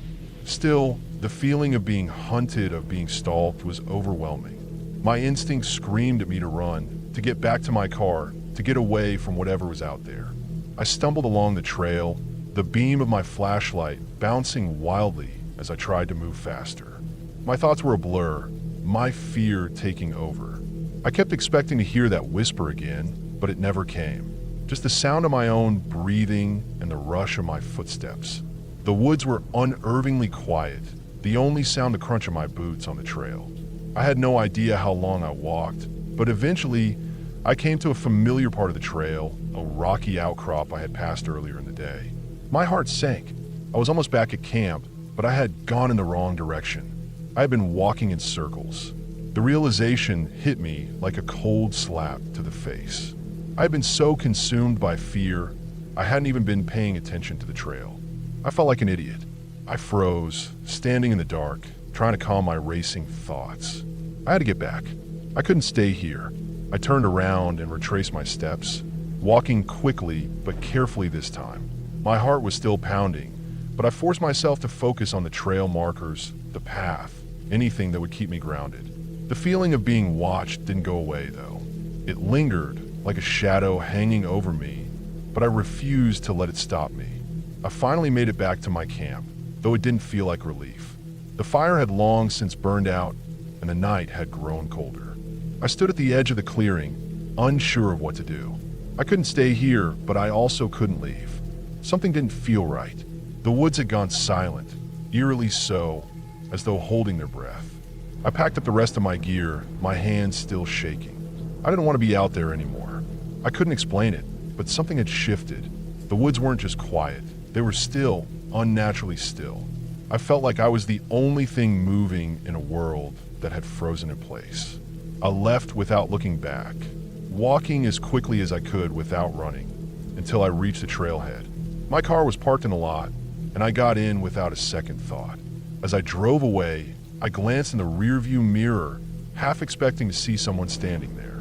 There was nothing, just the empty road stretching behind me. I didn't go back to that trail.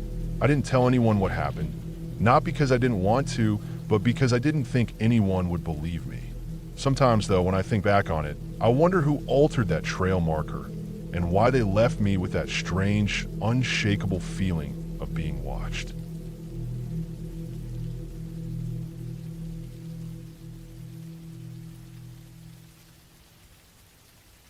I had been looking forward to this trip for months. A week-long solo camping trip in the Adirondacks was just what I needed. There's something about the woods up there that always brings me peace. I've been camping in the Adirondacks before, so I was familiar with the area. I'd done my research, picked a secluded spot, and set up my tent. It was just me, the trees, and the quiet. I arrived at the site late in the afternoon, the kind of late where the sun's beginning to dip behind the trees, casting long shadows that stretch over the forest floor. I wasn't too worried about being alone. After all, I had camped alone before, and I knew the drill. There were no other campsites nearby, and I liked it that way. A little solitude was always good for clearing my mind. After setting up my tent and unpacking my gear, I made a small fire, cooked up some dinner, and settled in for a peaceful evening. The night sky was crisp and clear, with a million stars twinkling overhead. The crackling of the fire was the only sound besides the occasional rustle of leaves. It was peaceful, almost too peaceful. I stretched out on my sleeping bag, staring up at the ceiling of my tent. The fabric seemed to creak and stretch with the slight breeze, but I didn't think much of it. Eventually, the sound of the fire dying down lulled me to sleep. I woke in the middle of the night. It wasn't anything in particular that woke me, just the feeling that something wasn't right. I opened my eyes and blinked into the darkness. My eyes slowly adjusted, and I could just make out the outline of the tent walls and the dim light filtering through the mesh. Everything seemed normal. Nothing was out of place. Still, that uneasy feeling lingered. I tried to shake it off and close my eyes again, telling myself it was nothing. But the feeling didn't go away. It was as if the air around me had shifted, become heavier. My breath seemed louder in my ears, the sound of it almost too much for the silence. I lay there, wide awake, for what felt like forever, listening to the quiet hum of the forest. That's when I heard it, a slight rustling outside my tent. I froze, my heart suddenly hammering in my chest. The sound was so faint, I wasn't sure if I had imagined it. Maybe it was an animal, a deer, or maybe even a raccoon rummaging around. That's what I told myself anyway. But then the rustling grew louder. It was closer now. I held my breath, trying to listen. The air felt thick with tension. I stayed still, waiting. Another noise, this time a slow, deliberate crunching of leaves. Someone was out there, just outside my tent. I could feel my heart pounding in my chest, and my hands were cold with fear. There was no mistaking it now. Someone, or something, was moving around outside. I glanced at the zipper of the tent, wondering if I should peek out and see who it was. But that thought terrified me more than anything. What if I saw someone? What if they saw me? I laid there, staring at the dark canvas above me, my pulse racing. The crunching of leaves stopped, and I thought, maybe, just maybe, it was an animal after all. But then in the stillness of the night, I heard something else, something that made my blood run cold. A faint tapping on the side of my tent. Not a bang, but a light, almost curious tap. Whoever, or whatever, was outside had come closer. They were standing right beside me. I could feel my breath hitching in my throat, and a cold sweat broke out across my forehead. My mind raced with thoughts I couldn't control. What if it was someone looking to rob me? Or worse, I hadn't heard anyone pass by earlier in the day, and there wasn't anyone else camping this far out. I was alone, completely alone. The tapping continued, soft, almost tentative, but unmistakable. It was as if whoever was out there was testing the tent, as if they were trying to gauge how close they could get before I noticed them. I stayed as still as I could, praying that they would go away, that it was all just some trick of the wind or a random animal. But deep down, I knew it wasn't. The silence after the tapping felt suffocating. My ears rang with the absence of sound. Then, just when I thought I couldn't stand it anymore, I heard something I hadn't expected. A slow, deliberate breath. Not a wind gust, not the trees swaying. This was a human breath. The breath was so close. Right outside my tent. I could hear the intake, the exhale, heavy and slow, like someone was standing there just watching me. I felt my throat close up. My body was rigid, and I could hear the blood rushing in my ears. I didn't move, didn't dare breathe too loudly. It felt like hours, though I knew it could only have been minutes. My mind spun through every worst-case scenario. I thought of grabbing my knife from my pack, but I didn't want to make any noise. I didn't want to alert the person to the fact that I was awake. And then, as if the tension had reached its peak, I heard it, footsteps, moving away from the tent, back into the woods. Slowly at first, then with more confidence. They were walking away. My chest was heaving now, the air in the tent suddenly too thick. I lay there, still as stone, trying to process what had just happened. But I knew one thing for sure. I wasn't alone out there. Whoever it was hadn't meant to leave. They had watched me for a reason. And now, they were walking off into the woods, leaving me with nothing but the eerie echo of their footsteps in the night. I stayed perfectly still, listening to the silence that followed. After what felt like forever, I finally moved, reaching for my flashlight and checking the zipper on the tent. Everything looked fine. No holes, no signs of anyone trying to get in. But my mind wasn't fooled. That tapping, the breath, wasn't just a mistake. Someone had been out there. I couldn't stay. Not after that. I grabbed my things, my hands trembling as I packed up my gear as quickly as I could. I was shaking all over, my legs weak as I struggled to pull my tent down. The thought of staying there for one more minute made my skin crawl. I didn't even bother with breakfast. I threw everything into my pack, barely able to zip it closed, and I started walking. I didn't look back. My mind kept racing, replaying the events in my head. trying to make sense of it. But there was no sense to be made. A person had stood there outside my tent, watching me, and then they had just walked away. The walk back to my car was long, though it felt like it went by in a blur. My eyes kept darting around the trees, convinced I was being watched. The whole forest seemed different now, dark and unfamiliar. Every rustle in the bushes made me jump. My hand was shaking so much I could barely hold the flashlight, and my breathing was shallow. When I finally reached the parking lot, I didn't stop to look around. I tossed my gear into the trunk of my car, slammed it shut, and drove off without a second thought. The rest of the drive home was a blur of white-knuckled gripping on the steering wheel, eyes darting to every corner of the road. The calm of the forest had disappeared, replaced by a lingering unease that wouldn't let go. I didn't tell anyone what happened, not at first. Who would believe me? I barely believed it myself. But one thing was for sure, I wasn't going back to that site, and I'd never camp alone again. As I pulled in my driveway, the sun was just beginning to rise, but it did little to ease the dread I felt. That night in the Adirondacks had been the last time I'd ever camp alone in the woods, and I knew deep down there would always be something in those trees, something I would never be able to explain.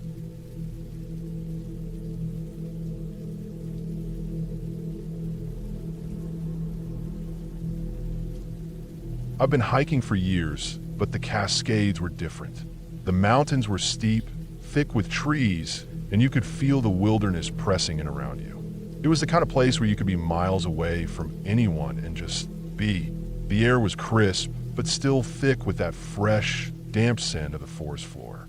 I was alone that day, which was just how I liked it. I was used to being on my own, especially when I was out in nature. It wasn't a particularly difficult section of trail I was on, but I was deep into the Cascades now, far from the bustling day hikers, away from the tourist spots. The trail wound through dense trees, and the ground was a mix of loose dirt, rocks, and the occasional patch of roots. The further I hiked, the quieter it became, the kind of silence that gets into your bones. Only the occasional bird or squirrel disturbed the peace. As I rounded a corner in the trail, I came across another hiker. It was the usual brief moment where you pass someone else on the trail. We exchanged a quick, casual, "Hey," as we went by each other. There wasn't anything odd about them, just a guy in his late 20s or early 30s, wearing a typical hiking outfit, carrying a pack. He didn't look like he was struggling or in distress. Just a regular hiker on the trail. We passed by, and I kept going without giving it much thought. But then a few minutes later, as I made another turn in the trail, something caught my eye. A pack. Not far from where the trail curved, it was lying on the ground, right in the middle of the path. At first, I didn't think much of it. I've seen plenty of packs left behind, especially by day hikers who decided to rest for a second or maybe got distracted. What caught my attention next, though, was the water bottle. It was sitting there right next to the pack, tipped over, with a little bit of water pooled around it. That's when I started feeling that weird pull at the back of my mind, the little tickle of unease. I stopped and looked around. It was strange. There was no sign of the hiker anywhere, and I just passed them a few minutes ago. I called out, "Hey, you okay?" The words felt thin in the air, like they didn't belong in the silence of the forest. No response. I stepped closer, crouching down to get a better look at the pack. It was a standard hiking bag, nothing special, black with a few zippers and straps hanging loosely. The water bottle was one of those insulated ones, slightly dinged up. I hesitated for a moment. Maybe they just stepped off the trail for a quick break. Maybe they were ahead of me and had stopped somewhere farther along. I wasn't about to just leave their stuff lying around. I called out again, "Hello." There was still nothing. The silence seemed louder now. Somehow, like the forest itself was holding its breath. I started to feel a little more uneasy. Something wasn't right. I took a quick look around, scanning the area. The trail was narrow, thick with trees and underbrush, but still there was no sign of anyone. No sounds of movement, no voices, nothing. I looked back at the pack. Maybe they just made a quick stop and would be back any second. I almost convinced myself of that. But then my eyes went back to the water bottle, and that little detail started gnawing at me. It was tipped over, not like it had been carelessly dropped, but like it had been intentionally placed that way. I frowned and glanced around once more, try to shake off the feeling that something was off. I started walking down the trail a little ways, hoping to catch up, maybe find a hiker just around the bend. But the trail kept winding, and I kept walking.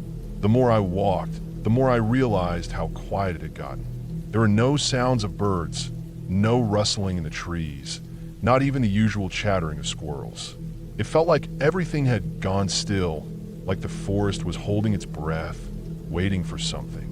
I turned back around, determined to look a little more carefully for any signs of the hiker. Maybe they just decided to go off the trail for a few minutes and hadn't bothered to pack everything back up. It was common enough. Still, the uneasy feeling kept growing. I called out again, "Hey, where are you?" But there was still nothing. The pack was still there, untouched, sitting in the middle of the path. I reached down and picked it up. It felt heavier than I expected, though it wasn't too heavy. I zipped it open, half expecting to find something to explain where the hiker had gone, some clue. Maybe they'd left in a hurry. But all I found was a small first aid kit, a few granola bars, and some maps.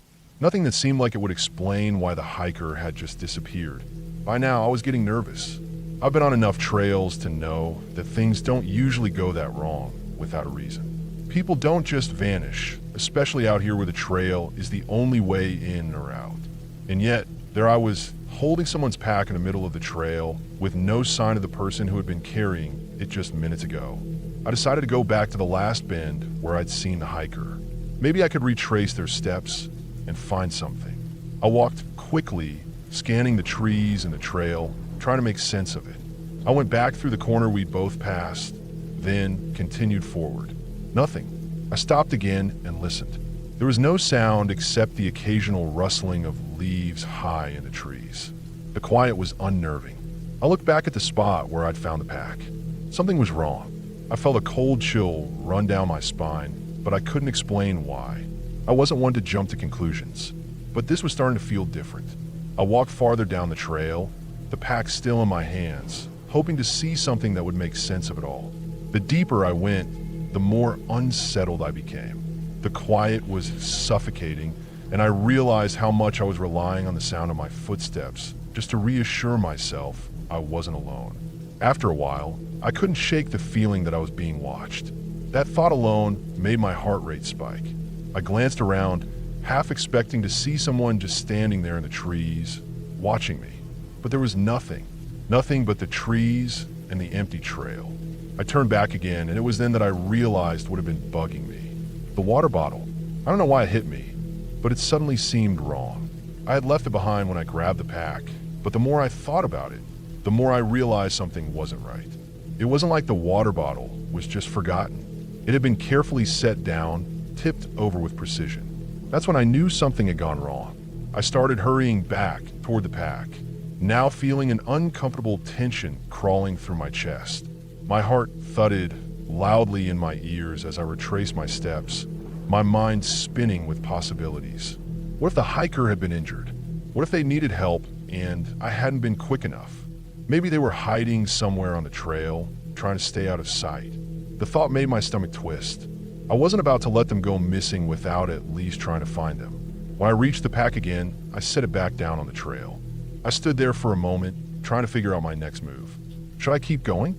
Maybe it was nothing, just some random hiker who'd taken a detour. But my gut told me it was more than that. I had this creeping feeling that something had happened, something I wasn't seeing. I made the decision to keep going a little farther. I called out once more, but there was no answer. I could feel the tension growing with every step. There was something I wasn't understanding, something that didn't make sense. That's when I heard it. A faint sound, barely noticeable, but there. A crack of a twig in the distance. The unmistakable sound of someone moving. My head jerked around. I scanned the trees, but there was nothing. Nothing but the wind pushing through the trees and the shadows growing longer as the day slipped toward evening. I took a deep breath, forcing myself to stay calm. I wasn't going to find anything if I let fear control me. I turned and started back down the trail, moving faster now, walking through the thickening trees with the feeling of being watched weighing heavily on me. When I finally reached the parking lot hours later, I still hadn't seen another soul. No sign of the hiker, no clues, Nothing that explained what had happened. Their pack had remained on the trail, abandoned, like they had just vanished. I still don't know what happened to them.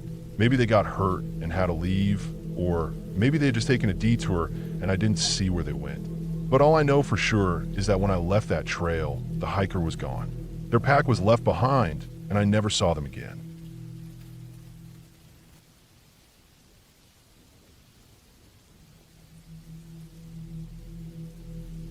I woke up suddenly, my eyes snapping open to the stillness of the room. It was dark, pitch black, except for the faint sliver of moonlight that crept through the blinds.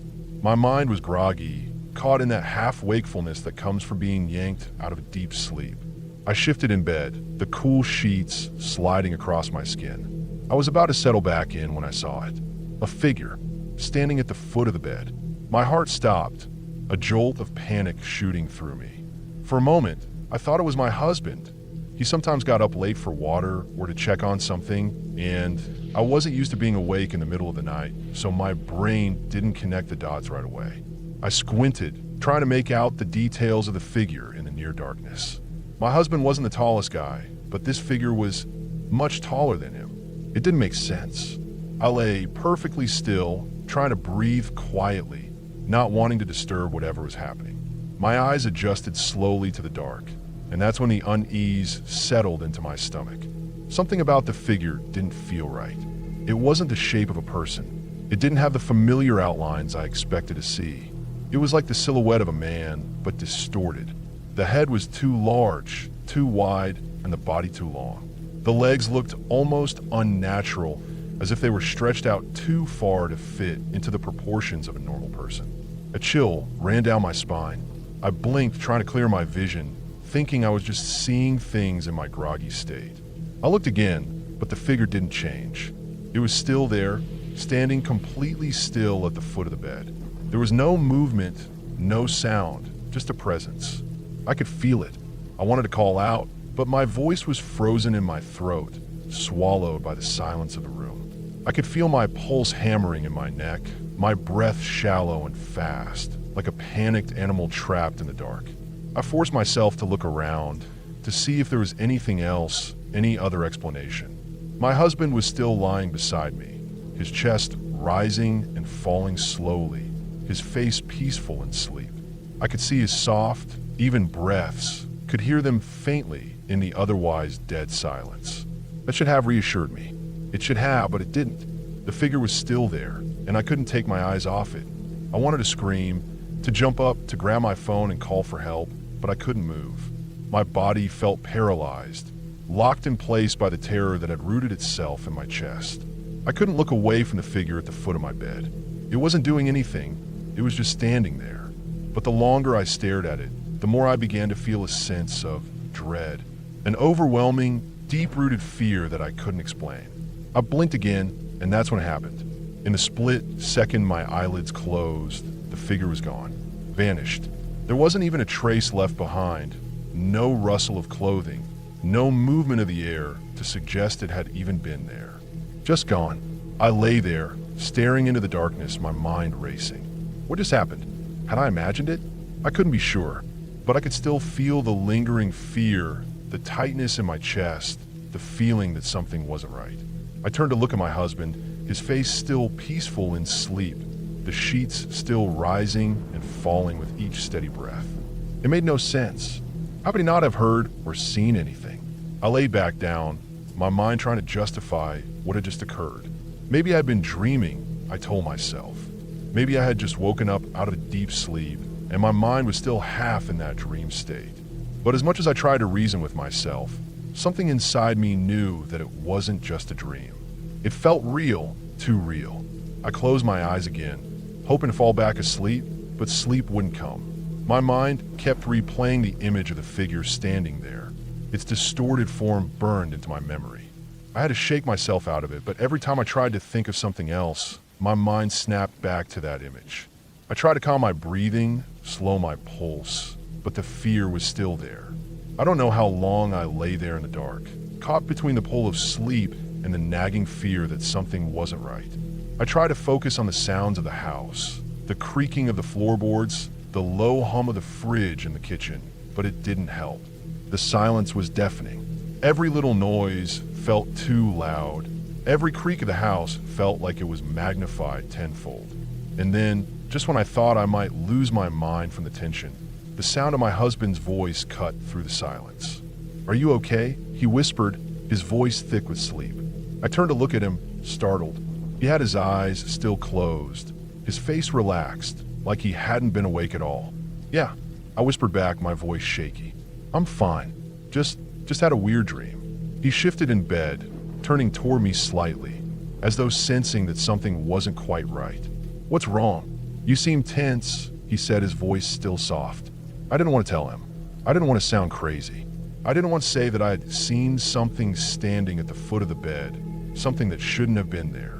He would think I was losing it. Instead, I just shrugged and rolled over, turning my back to him, hoping that sleep would come and that this weird moment would fade into the night. But it didn't. The feeling of unease lingered, gnawing at the edges of my thoughts. I kept my eyes closed, pretending to sleep, but sleep wouldn't come. I heard my husband's breathing slow again as he drifted back to sleep, the sound soft and steady. The house creaked in the distance, and the clock on the nightstand ticked away the seconds, but nothing felt right. I kept thinking about that figure, wondering if it had really been there at all. My mind wouldn't let it go. After a long while, I finally drifted into an uneasy sleep, the fear still hanging in the air like a thick fog. I don't know how long I slept, but when I woke again, it was to the first light of dawn creeping through the blinds, spilling a soft glow into the room. The fear had faded by then, replaced by the dull heaviness of morning, but I couldn't shake the feeling that something had been wrong. As the day wore on, I told myself it was just my imagination, that it had been a trick of the light, a product of being half awake. Maybe I'd been dreaming. Maybe it had been nothing more than a fragment of some lingering nightmare. But deep down, I knew it wasn't. I knew what I had seen. And yet, there was something even more unsettling. Something I couldn't shake. I never mentioned it to my husband. I couldn't explain it, and I didn't want to.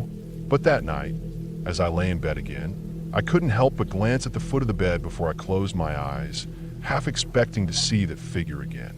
But there was nothing, just a quiet, peaceful room, and a strange, lingering sense that I wasn't alone.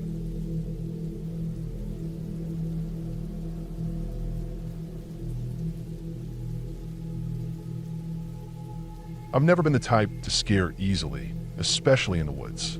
Growing up, my family did a lot of camping.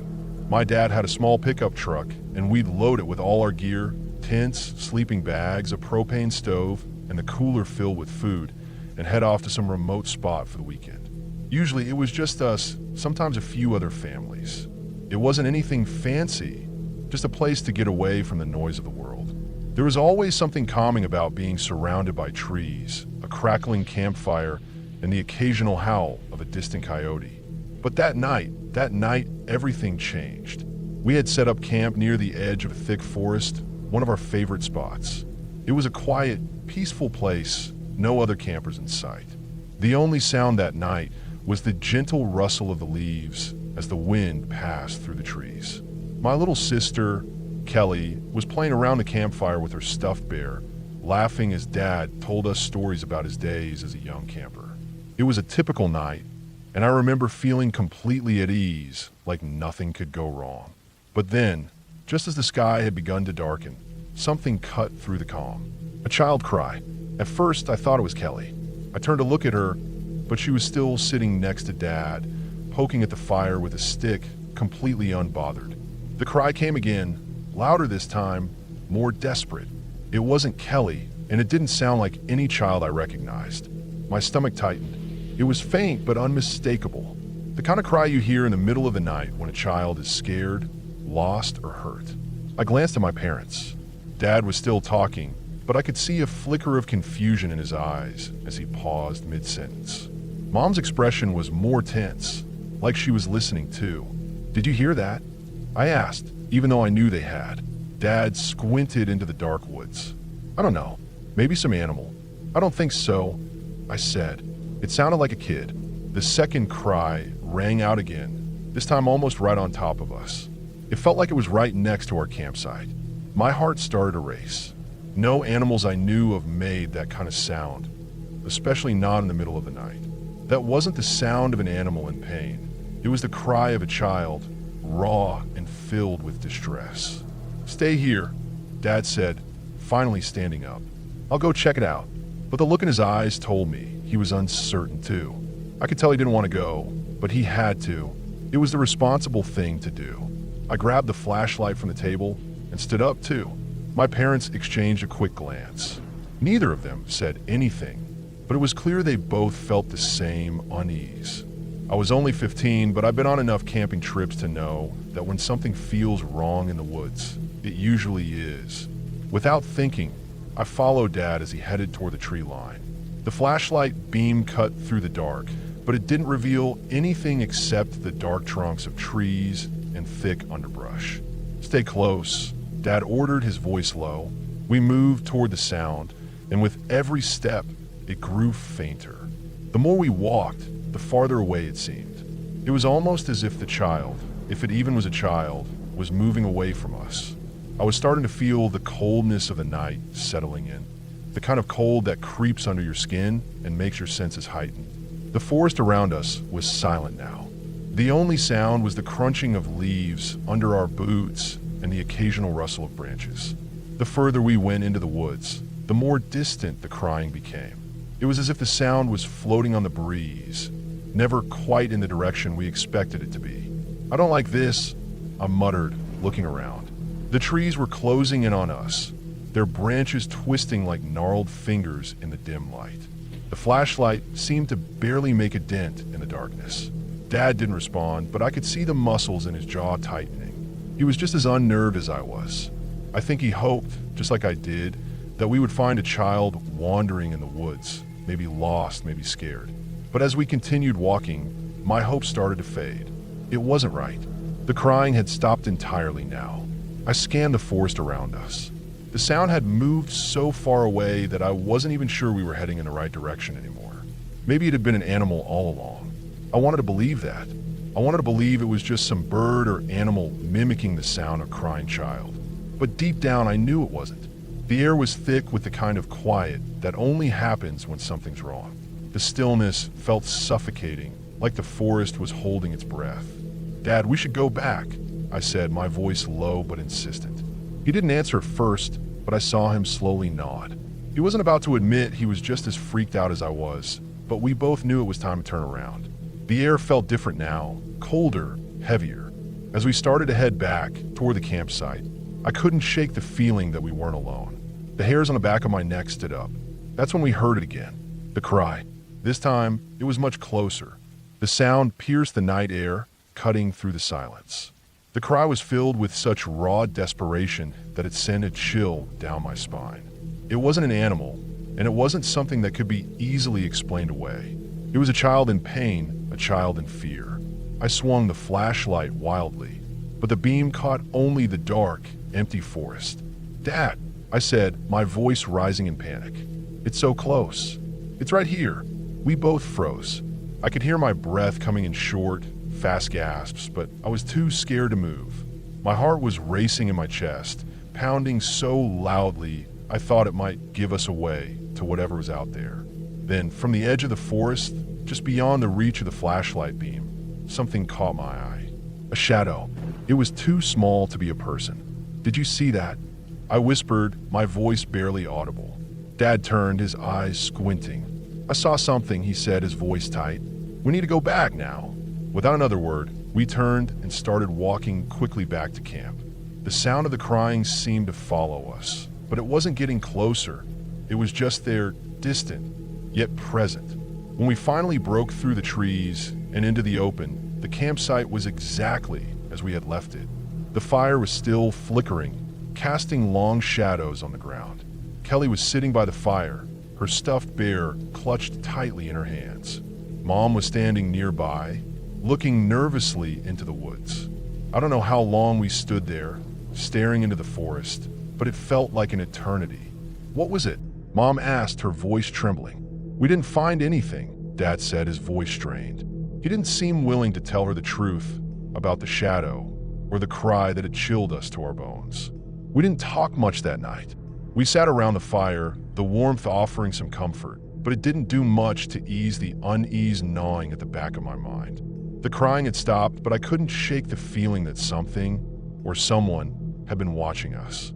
The next morning, everything seemed normal again. The sun was up, the birds were singing, and the woods around us looked peaceful, like nothing had happened. But I couldn't forget the sound of that crying or the shadow I had glimpsed in the dark. We packed up and left early, without any words about what had happened. We drove home in silence, and even now, years later, I still think about that night. The crying in the woods, the shadow. What was it? Who was it? To this day, I don't know. But I'm certain of one thing. Whatever it wasn't just an animal, and it wasn't just my imagination. It was something real, something that had been out there in the dark, waiting.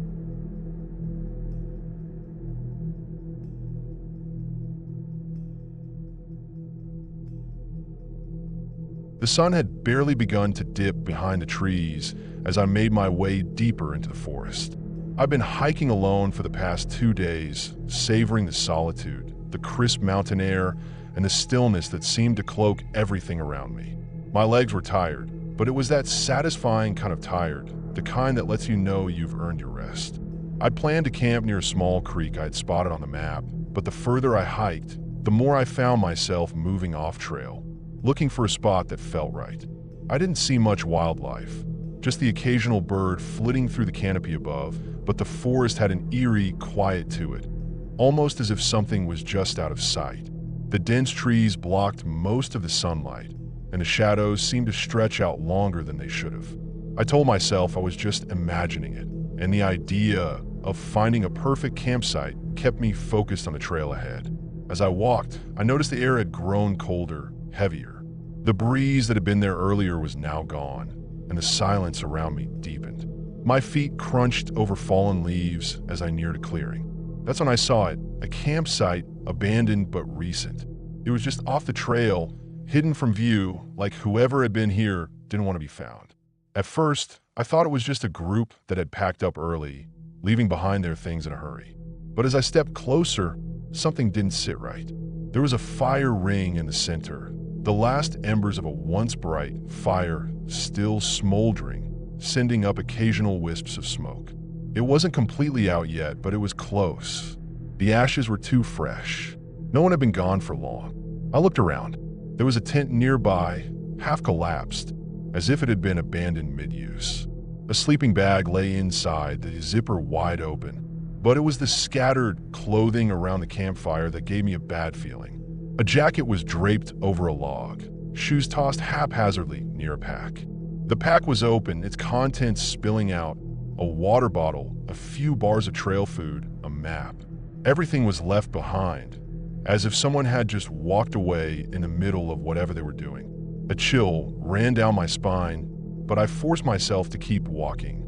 I was alone out here, miles from the nearest road, and something about this situation screamed wrong, but my curiosity got the better of me.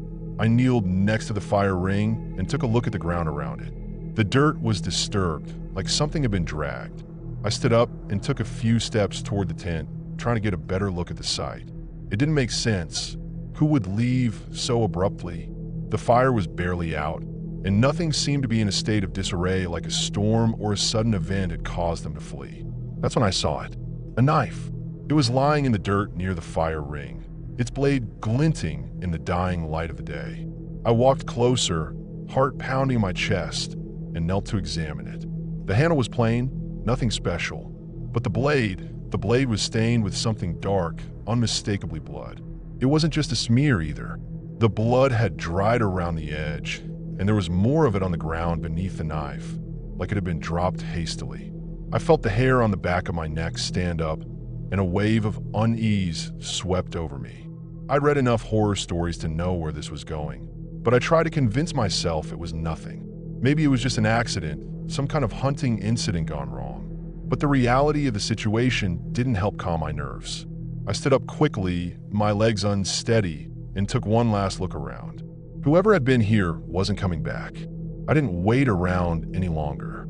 I grabbed my gear and hurried out of the clearing, trying to put distance between myself and that camp.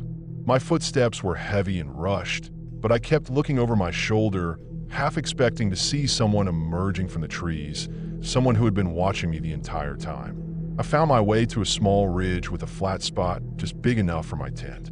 I set up quickly, my hands shaking as I pounded the stakes into the ground. The light was quickly fading, and the cold of the night started to creep in. I couldn't shake the feeling that I was being watched, so I tried to tell myself it was just the isolation getting to me.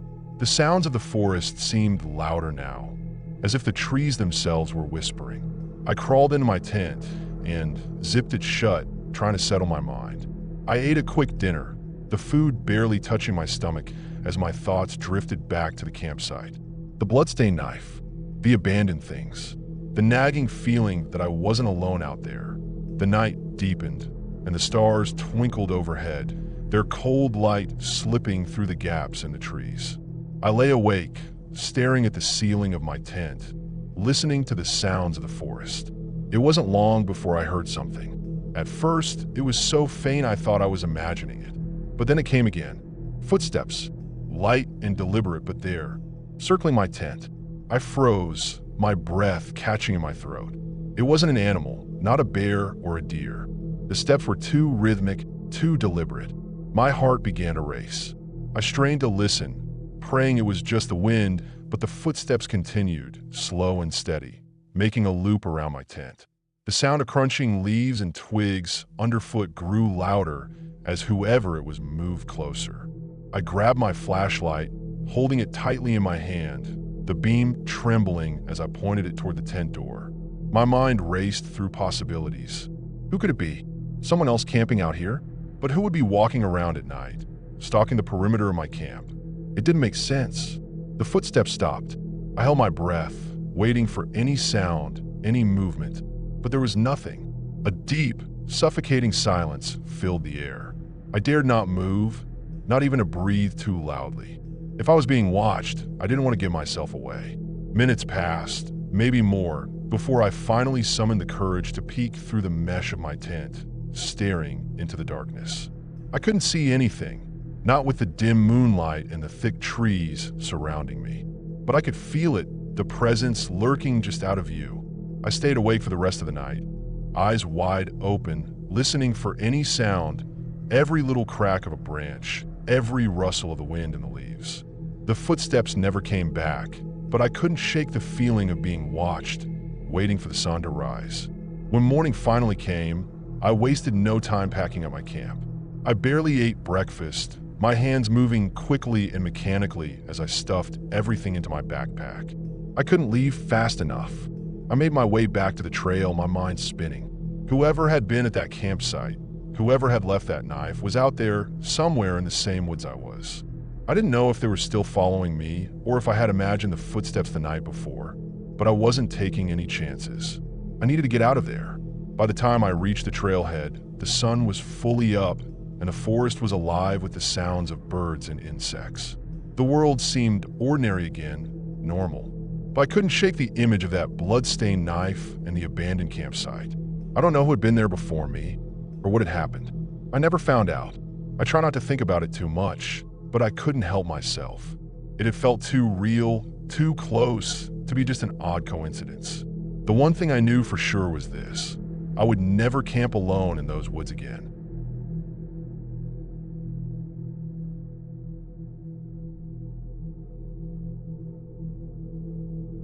I had been hiking solo for a few days, deep into a remote trail that wound through dense forest and jagged hills.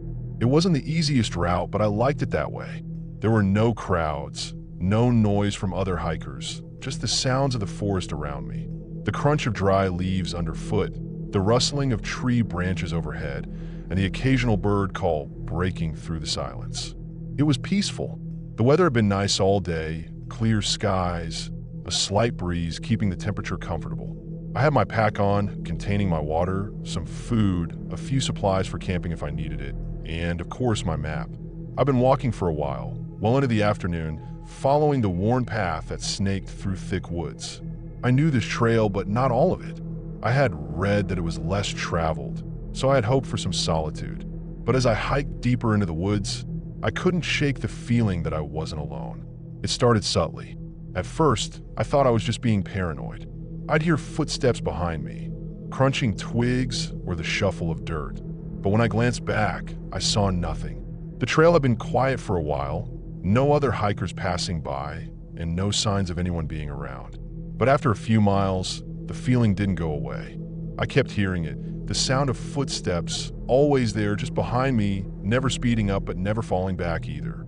I kept telling myself it was probably just another hiker, someone else enjoying the trail, but the longer I walked, the more the unease gnawed at me. The trail was narrow, winding through thick trees with no place to hide, just the occasional clearing where the forest thinned out for a bit.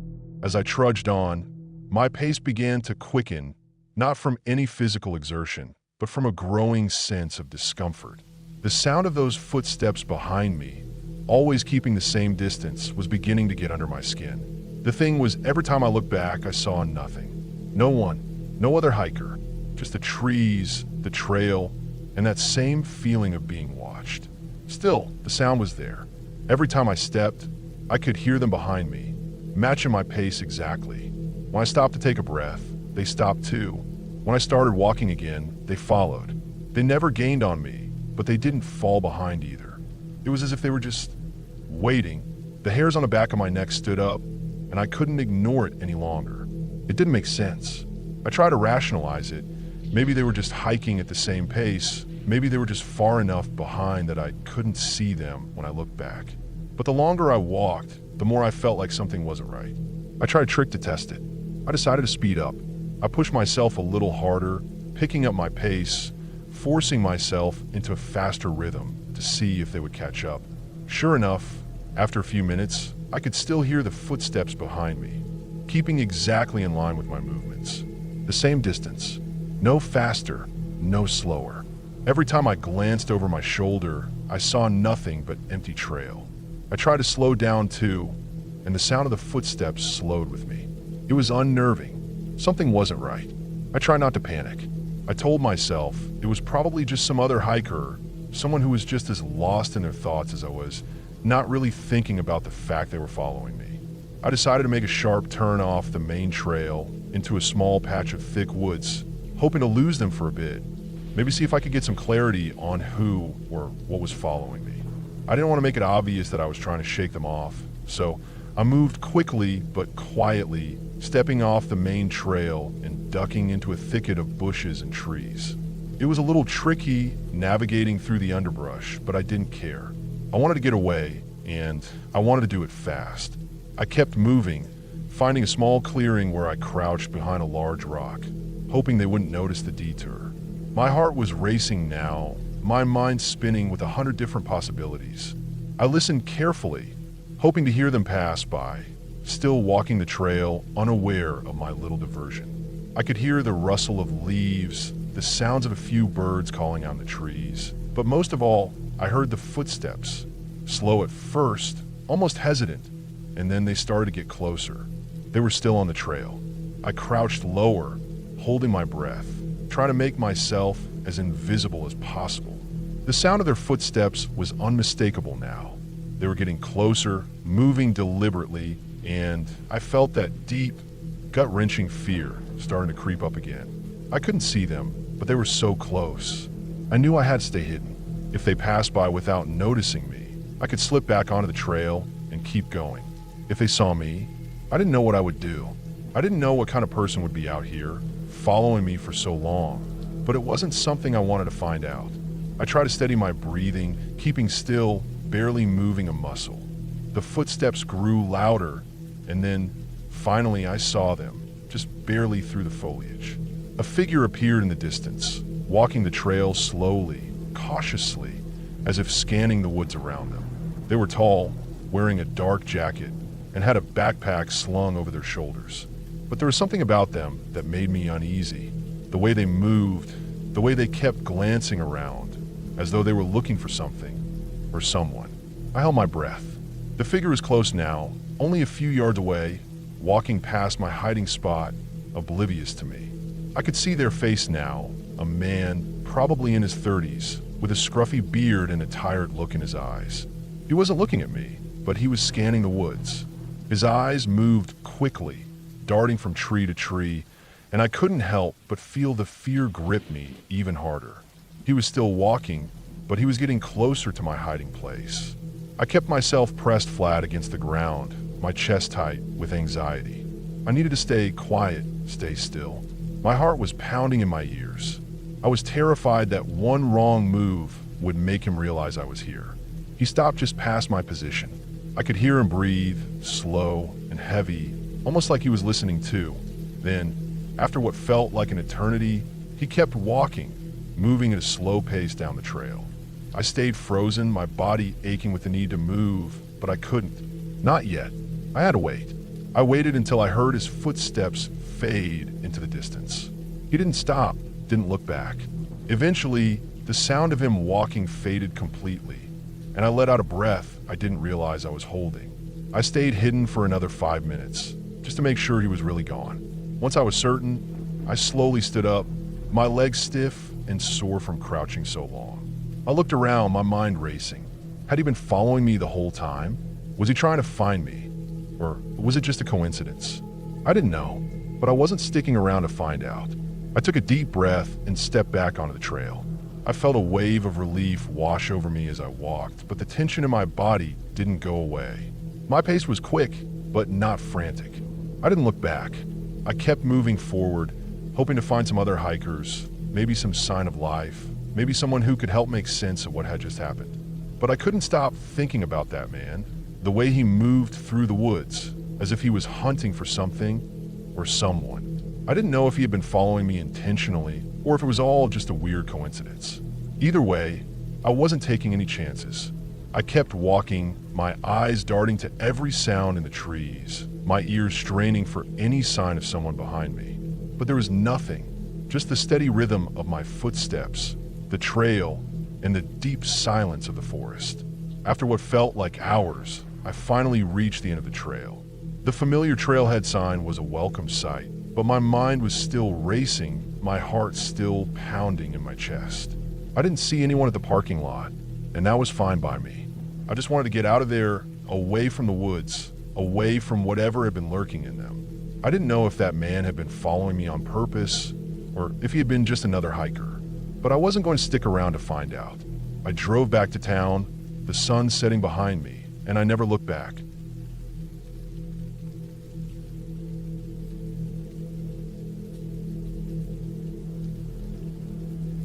I had been hiking alone for hours, and the sun was just starting to set behind the ridgeline. The kind of sunset where the sky turns this deep orange, and the light cuts through the trees in sharp, elongated shadows. It had been a long day, and I was tired, but I didn't mind. The trail had been quiet, peaceful even, with just the crunch of my boots on the dirt and the occasional rustle of leaves as a breeze stirred the forest. I was heading back to camp, ready to get a fire going and settle in for the night. My campsite was only about a mile away, and I knew I had enough time before it got dark. I didn't mind hiking at night, but I preferred to get back before I couldn't see the trail anymore. The last thing I wanted was to end up tripping over roots or rocks in the dark. But then, as I walked, I noticed something strange. Out of the corner of my eye, I saw a faint flicker of light. It wasn't the usual light from the setting sun, and it definitely wasn't a flashlight. It wasn't like any light I'd ever seen before, not out here. My first thought was that it was another camper, maybe someone who had set up camp in a more remote part of the woods. But that didn't make sense because there were no other campsites around here. Just a few other hikers scattered miles away, or so I thought. I stopped for a moment and squinted at the light, trying to figure out where it was coming from. It flickered again, almost like a lantern swinging back and forth in a breeze, but there was no breeze.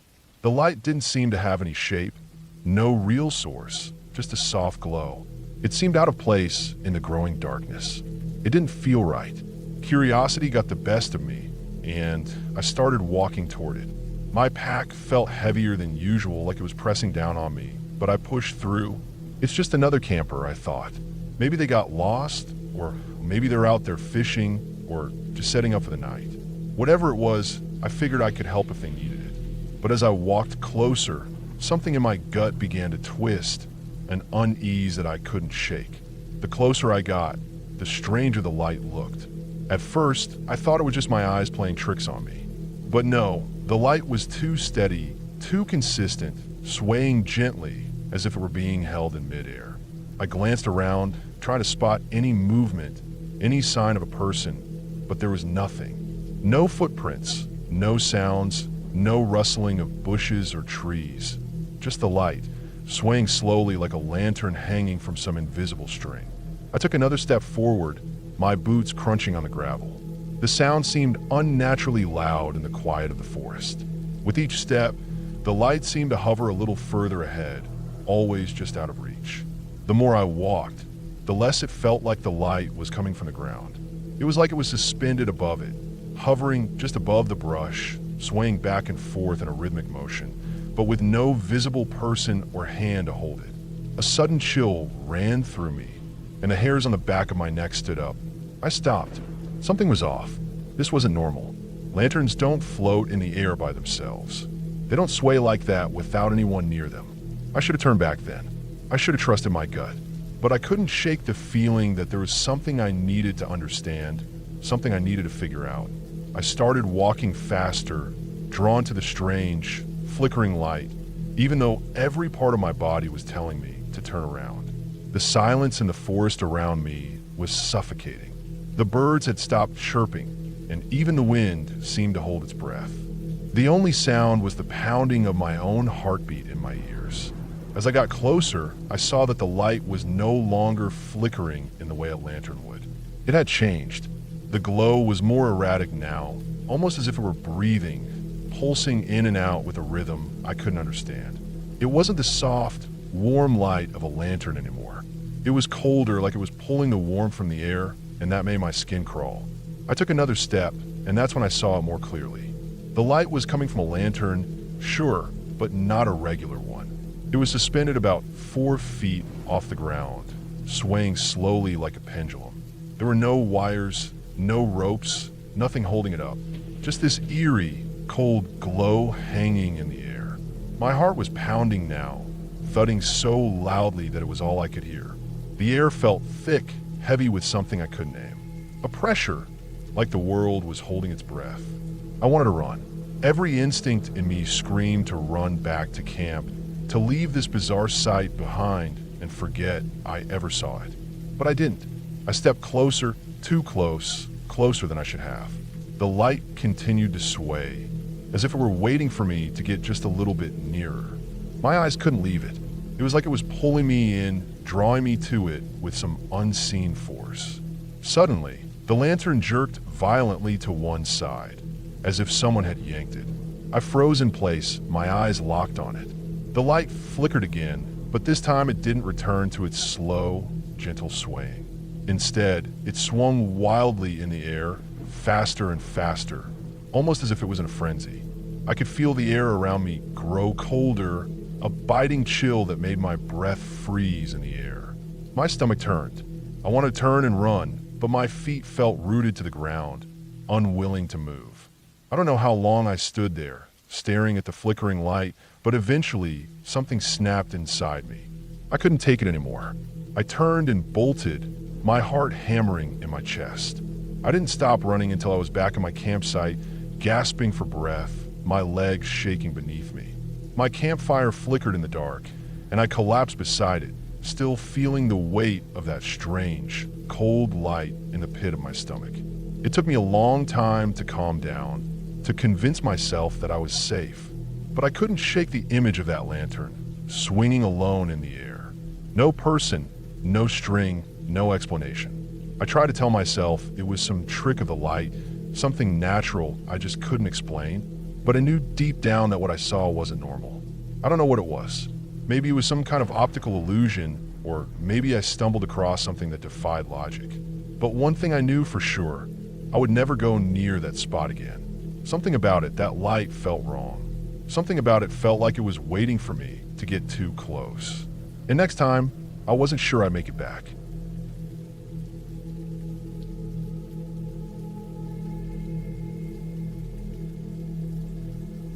I had been looking forward to the camping trip for weeks. It was supposed to be a solo trip, a chance for some peace and quiet in the wild, away from the noise of everyday life. I chose a remote spot deep in the woods, far from any roads or trails. No one else was around, just me, my tent, and the quiet of nature. I set up camp, built a fire, and spent the afternoon reading and enjoying the solitude. The air was crisp, the sun set early, and the nightfall brought with it an eerie silence that I found oddly comforting. I felt alone, but not in a bad way. I ate a simple dinner of canned beans and a few crackers, washed it down with a bottle of water, and by the time it was fully dark, I was ready to crawl into my tent. The night was still, the trees around me barely rustling in the light breeze. I had a small fire burning, but it was contained in a fire pit, so I knew the risk of it getting out of hand was minimal. I crawled into my sleeping bag, zipped it up, and lay back, staring at the ceiling of the tent. The silence was overwhelming. The first few hours of the night were uneventful. I kept waking up every so often, not because I was uncomfortable, but because the stillness was so unnatural. No sounds of distant animals, no chirping crickets, just pure quiet. I kept thinking that at any moment, some noise would break the silence. But it didn't. Everything stayed dead still, and I eventually fell into a deep sleep. At least I thought it was deep. I was awakened abruptly by a noise, something outside the tent. At first, I thought it was just the wind. Maybe it was a branch hitting the side of the tent or the rustling of leaves. But then, there was a heavy thud, the kind of thud that shook the ground beneath me. I froze, holding my breath, listening. It came again, closer this time. Another heavy thud. Then came a sound I could barely make out, but it sent a chill through me. The sound of claws scraping against the ground. Long, sharp claws like the kind a bear would have. My heart jumped into my throat. I had heard about bears in this area. The rangers had warned me to store my food in the bear-proof locker, to keep everything sealed up tight. But I hadn't expected anything like this, something so close. Something that might be interested in my tent. I stayed perfectly still, willing myself to calm down. I kept telling myself that if I stayed quiet, if I didn't panic, it would leave. It had to leave. The scraping sound came again, but this time it was different. It wasn't just the sound of claws against dirt. It was the sound of claws scraping against the fabric of the tent. My tent. I could hear the bear moving around, circling, sniffing the air. I had never felt so small in my life. The hairs on the back of my neck stood up, and I could feel my pulse racing, my breath shallow. The bear was so close now. I could hear it snorting, its breath thick and heavy as it sniffed at the ground around me. I wanted to scream. I wanted to run, but I knew both were terrible ideas. The best I could do was stay perfectly still and hope that whatever was out there would lose interest. But with every sound, every scraping claw, every sniff, I felt more trapped. The tent was thin. It wouldn't take much for a bear to tear through it. I tried to remind myself that bears usually weren't interested in humans, but that didn't help. Not right now. I shifted slightly in my sleeping bag, trying to get into a position where I could reach my bear spray, which I had placed by the side of the tent, just in case. The bear had no idea I was there. It couldn't see me. I could only see shadows through the fabric of the tent, and the darker the night got, the more surreal everything felt. I slowly moved my hand toward the spray, careful not to make sound. The bear continued to circle the tent, dragging its claws along the ground. It felt like hours, though I knew it hadn't been that long. The noise was maddening. The thudding of its footsteps and the grating sound of its claws were all I could hear. My entire body was tense. I didn't dare even breathe too loudly. Every muscle in my body felt like it was ready to snap. Then the worst possible thing happened. The bear let out a low growl. It wasn't loud at first, just a soft rumble. But I could hear the threat in it, and my heart skipped a beat. It was too close. I knew bears didn't usually attack unless provoked, but I also knew that a hungry bear or one that felt cornered could be unpredictable. I wasn't sure which one I was dealing with right now, and that thought terrified me more than anything else. I held my breath again, trying to remain as calm as possible. I needed to think. I needed to wait. If I panicked, I might make a noise that would provoke the bear. I reminded myself to keep still, to stay calm. But the growl came again, louder this time, followed by another round of sniffing. I realized then that the bear wasn't just curious. It wasn't just sniffing around for food. It was close, too close. I could feel its presence through the tent fabric. It could probably smell my fear and maybe even sense that I was trapped inside. I reached for the bear spray again, my hand shaking uncontrollably as I fumbled for the canister. The silence around me felt so thick, like the world itself was holding its breath, waiting for something to happen. I had no idea how much longer I could lie here, pretending to be just another part of the forest. The bear was still circling, still growling, still clawing at the ground. Every noise made me flinch. Then, as quickly as it had started, the bear's movement stopped. Everything went still. I was left in complete silence, and my heart pounded in my ears, so loud it drowned out everything else. Was it leaving? Had it gotten bored and wandered off? I didn't dare move. I didn't dare make a sound. I just waited. I don't know how much time passed, but eventually I heard the faintest rustle. Then nothing. The bear was gone. For what felt like an eternity, I didn't move. I just stayed there, frozen, listening to the night air, hoping the bear was truly gone. It took everything I had not to jump up and run outside to check. But I knew better than that. I had to be sure. So I stayed there in the dark, waiting for some sign that it was safe. Finally, after what felt like hours, I slowly and carefully reached for the zipper of the tent. My hands were trembling so badly I could barely grip it, but I managed to pull it open just a crack. I waited again, listening. The forest was quiet now, too quiet. I took a deep breath and pushed the zipper open all the way, poking my head out cautiously. I didn't see the bear. I didn't hear it. The ground was still. The air was still. Everything was still. I waited for a long time before I finally dared to step outside. My legs were shaky, and my heart was still racing, but the bear was gone. I felt a mix of relief and disbelief. I stood there under the open sky, looking around in the pale light of the moon. There were no signs of the bear's presence anymore. No tracks, no broken branches, no signs of destruction. The only thing I could hear now were the faint sounds of night insects and the wind rustling through the trees. I had narrowly avoided a disaster, but I wasn't going to let my guard down. I spent the rest of the night by the fire, keeping the flames high and staying alert. I wasn't about to let my luck run out. In the morning, I packed up quickly. I didn't want to stay another minute. I had come out here to escape, but after that night, I knew I couldn't take the risk of staying in the woods alone again, not with the real dangers that live there. As I packed up my gear and began my hike back to civilization, I kept thinking about that bear. It had been so close, so real, and I knew it wasn't a fluke. I had survived, but it had been far too close for comfort. And that's when I realized nature isn't just beautiful, it's dangerous.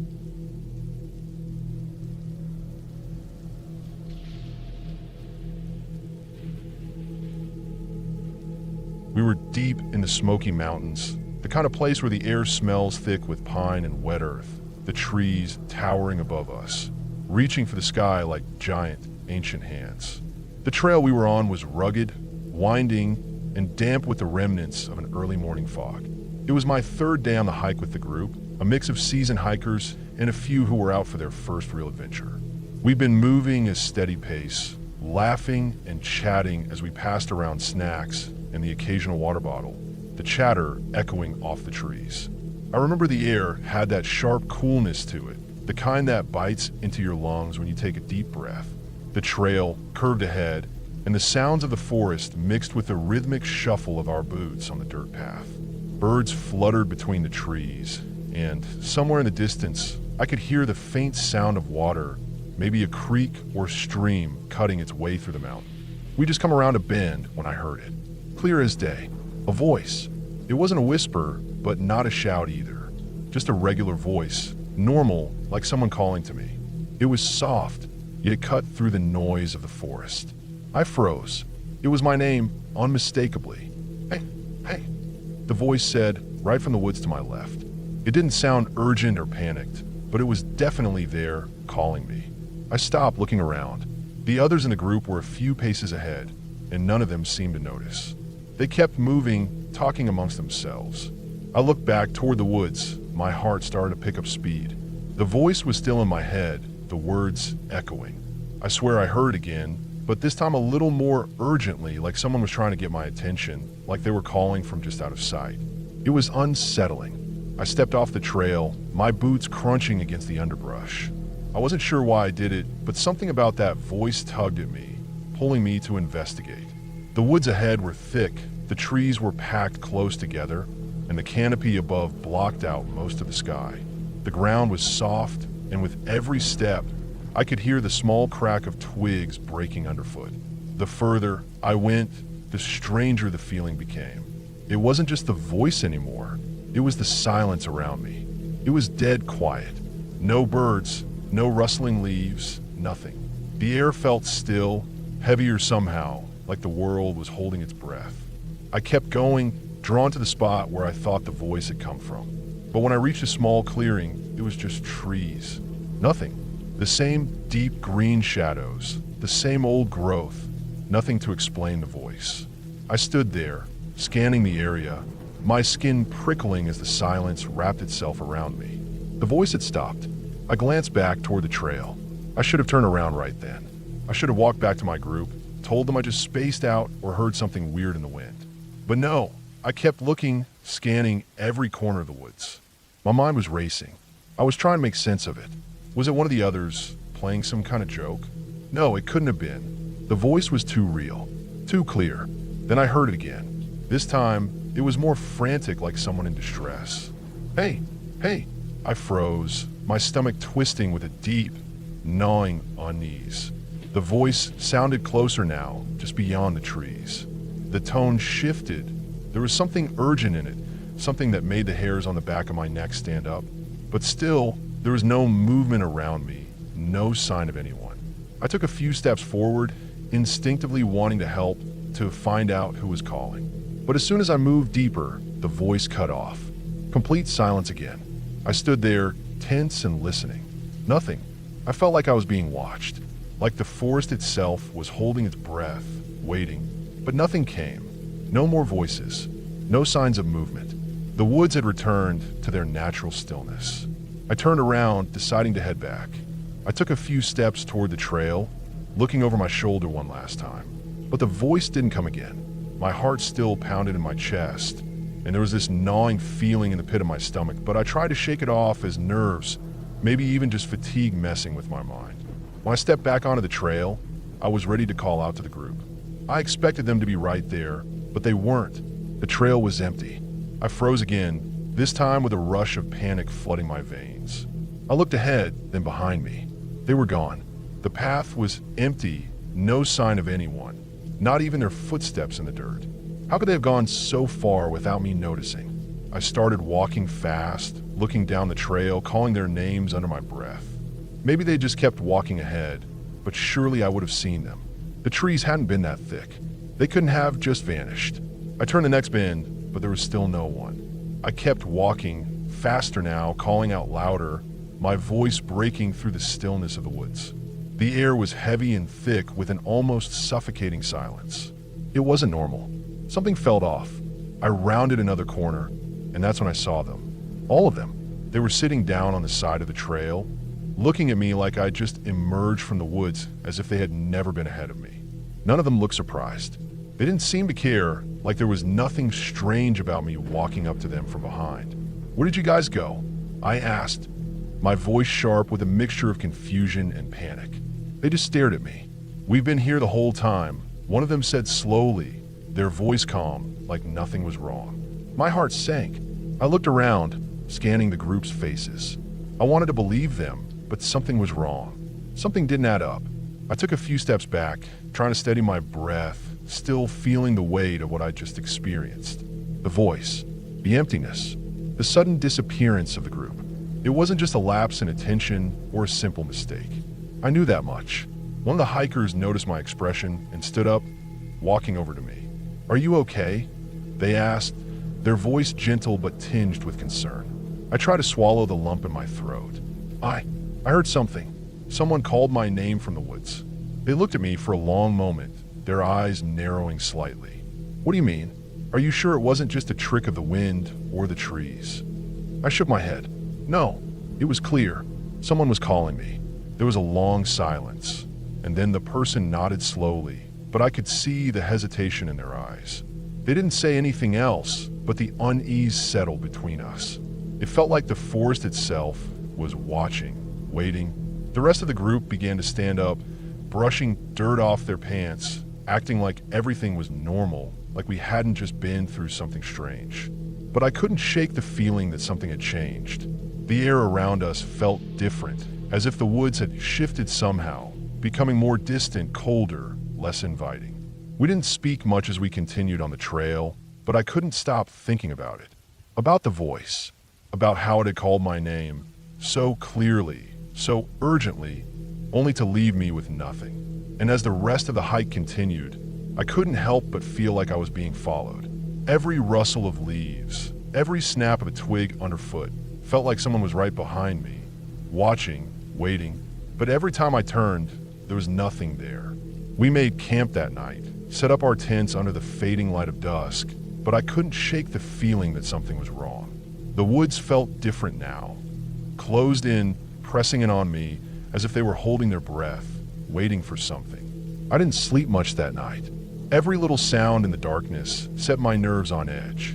I kept hearing things like branches snapping in the distance or the faintest rustle of leaves.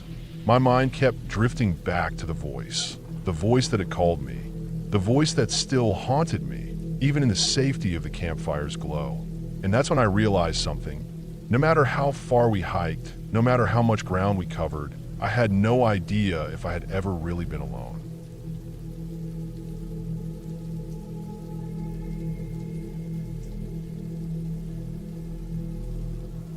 I had been planning this solo camping trip for months, eager to escape the noise of the world and spend some quiet time in the wilderness.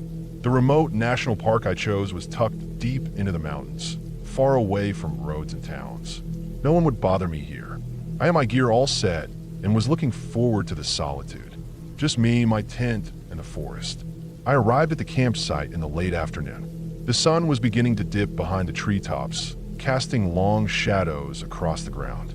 I set up my tent beside a small creek, the sound of water flowing over rocks soothing me. I had a small campfire going, and I spent a few hours reading and enjoying the peace. There was no one else in sight, no hikers or campers around. It was the kind of quiet you only get when you're far away from civilization. As night settled in, I put out the fire, bundled up in my sleeping bag, and zipped the tent closed. I didn't want to leave the warmth of my sleeping bag, but the cold night air was beginning to settle in. The only light was the soft glow of my flashlight, which I had left outside, just in case I needed it later. The forest at night was different. The sounds I was used to during the day, birds, rustling leaves, the occasional animal, were replaced by the eerie silence of the night. Even the water in the creek seemed quieter now, like it had slowed down as the world around me rested. My mind started to wander, thinking about the solitude, the beauty of the place, the isolation. It wasn't until I heard the first sound that my nerves began to tighten. It was faint at first, barely noticeable, footsteps, soft but steady, like someone walking slowly through the forest. I thought it was another camper, maybe a late-night hiker who had gotten lost or was taking a stroll through the woods. But something fell off. The footsteps were too slow, too deliberate. They didn't sound like someone just walking casually. I strained my ears, trying to focus. The steps were coming closer. I called out, my voice barely above a whisper, thinking maybe I could help someone who had gotten lost. "Hello," I said, my words almost swallowed by the thick night air. I waited, listening for any response. Nothing. The footsteps didn't stop. They kept coming closer, each step sending a small shiver down my spine. My heart started to race, and I suddenly wished I had kept the fire going. I stayed still, my breath shallow. The footsteps were close now. Too close. Whoever was out, there was just beyond the reach of the glow from my flashlight. I couldn't see anything through the thin fabric of my tent, but I could hear the crunch of dry leaves underfoot. The sound was unmistakable. Someone was out there, walking around my tent. I felt a cold sweat break out on the back of my neck. I didn't know if I should call out again, or if I should stay quiet, hoping they would just go away. Then it happened. I heard a voice. It wasn't loud, but it was clear, too clear, as if it were right outside my tent. "Get out of here." The words were slow, almost like a warning. They sent a chill through me, freezing me in place. My mind raced, trying to make sense of it. Who would be out there, and why would they say something like that? My flashlight, the one I had left outside, was still lying on the ground. I could see the faint outline of it through the thin fabric of my tent, just a few feet away. The voice had come from the direction of the creek, but I couldn't make out any details. I wanted to reach for the flashlight, to grab it and shine it out of the tent, but I couldn't bring myself to move. The air felt thick, like the whole forest was holding its breath. I lay there, absolutely still, listening to the forest around me. The footsteps had stopped. The silence that followed felt suffocating. My thoughts raced. Maybe it was just a prank, some other camper messing with me. But then again, the voice sounded so real, so close. I tried to tell myself that it was nothing, that I was just being paranoid, but the tension in my body wouldn't let me relax. I didn't know how much time passed. Seconds? Minutes? I couldn't tell. But then I heard again. Footsteps. This time, they were moving around my tent.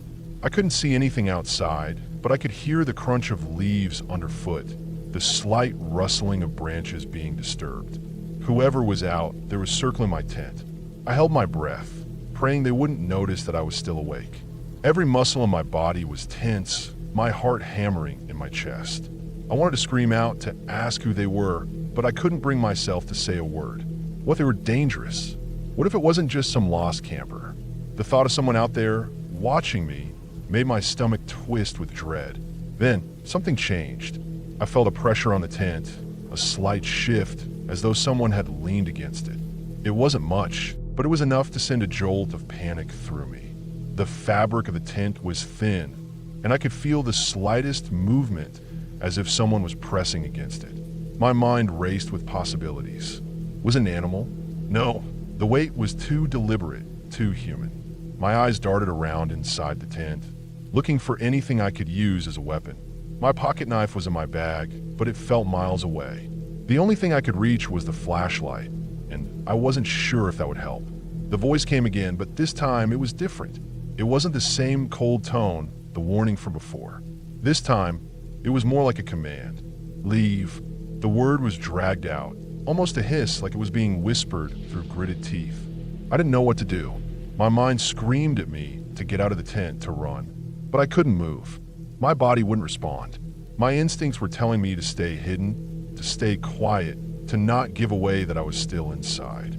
I was trapped in the darkness, with no way of knowing who or what was outside. For what felt like an eternity, the footsteps continued to circle.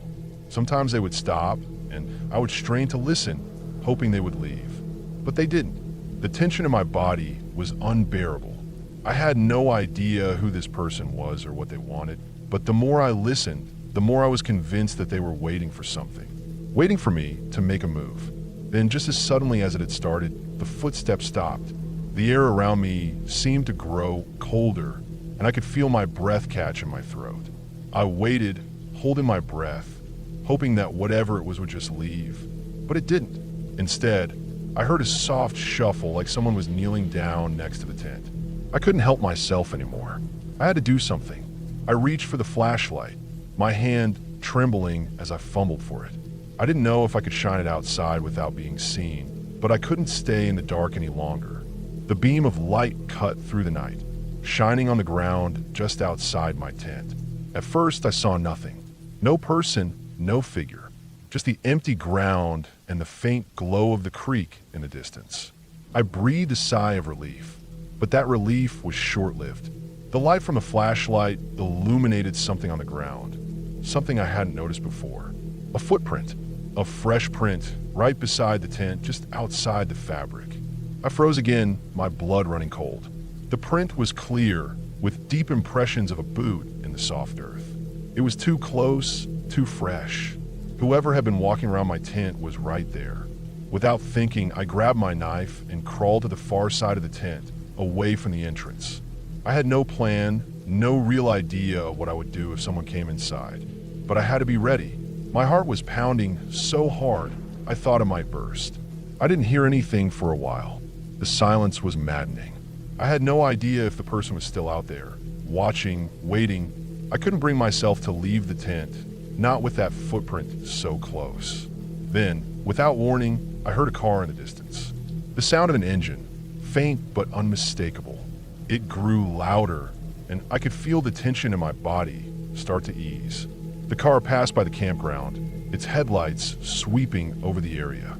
I quickly grabbed my flashlight and shined it toward the road, hoping to see someone, anyone. I heard the engine slow, and then the car came to a stop. The sound of a door opening followed, and I heard voices from people who had finally arrived. My pulse raced as I waited, listening to the footsteps of the new arrivals. The voices grew louder, and then one of them called out, "Hey, is anyone here?" I scrambled to unzip the tent, throwing it open to reveal a couple of backpackers standing just outside. The man looked at me with concern. "We heard someone shouting. You okay?" I nodded, trying to catch my breath. "Yeah," I managed to say, my voice shaky. I thought someone was out here." The woman glanced around nervously. "We've been hiking for hours. We didn't see anyone else, just the road signs saying this site was taken." I stood there, staring at the trees, trying to make sense of everything. The footsteps, the voice, the prints. It was clear now that I wasn't alone, but I wasn't sure if it was the people from the car or something else that had been lurking nearby. After a few moments, the couple decided to camp nearby, and I was left in the silence of the night once again. But this time, the fear had subsided a little. My mind started to piece together what had happened. Someone had been out there, but who? Was it a prank? Or had something else been going on? I'll never know for sure, but I do know this. That night in the woods changed something in me. I'll never camp alone in such a remote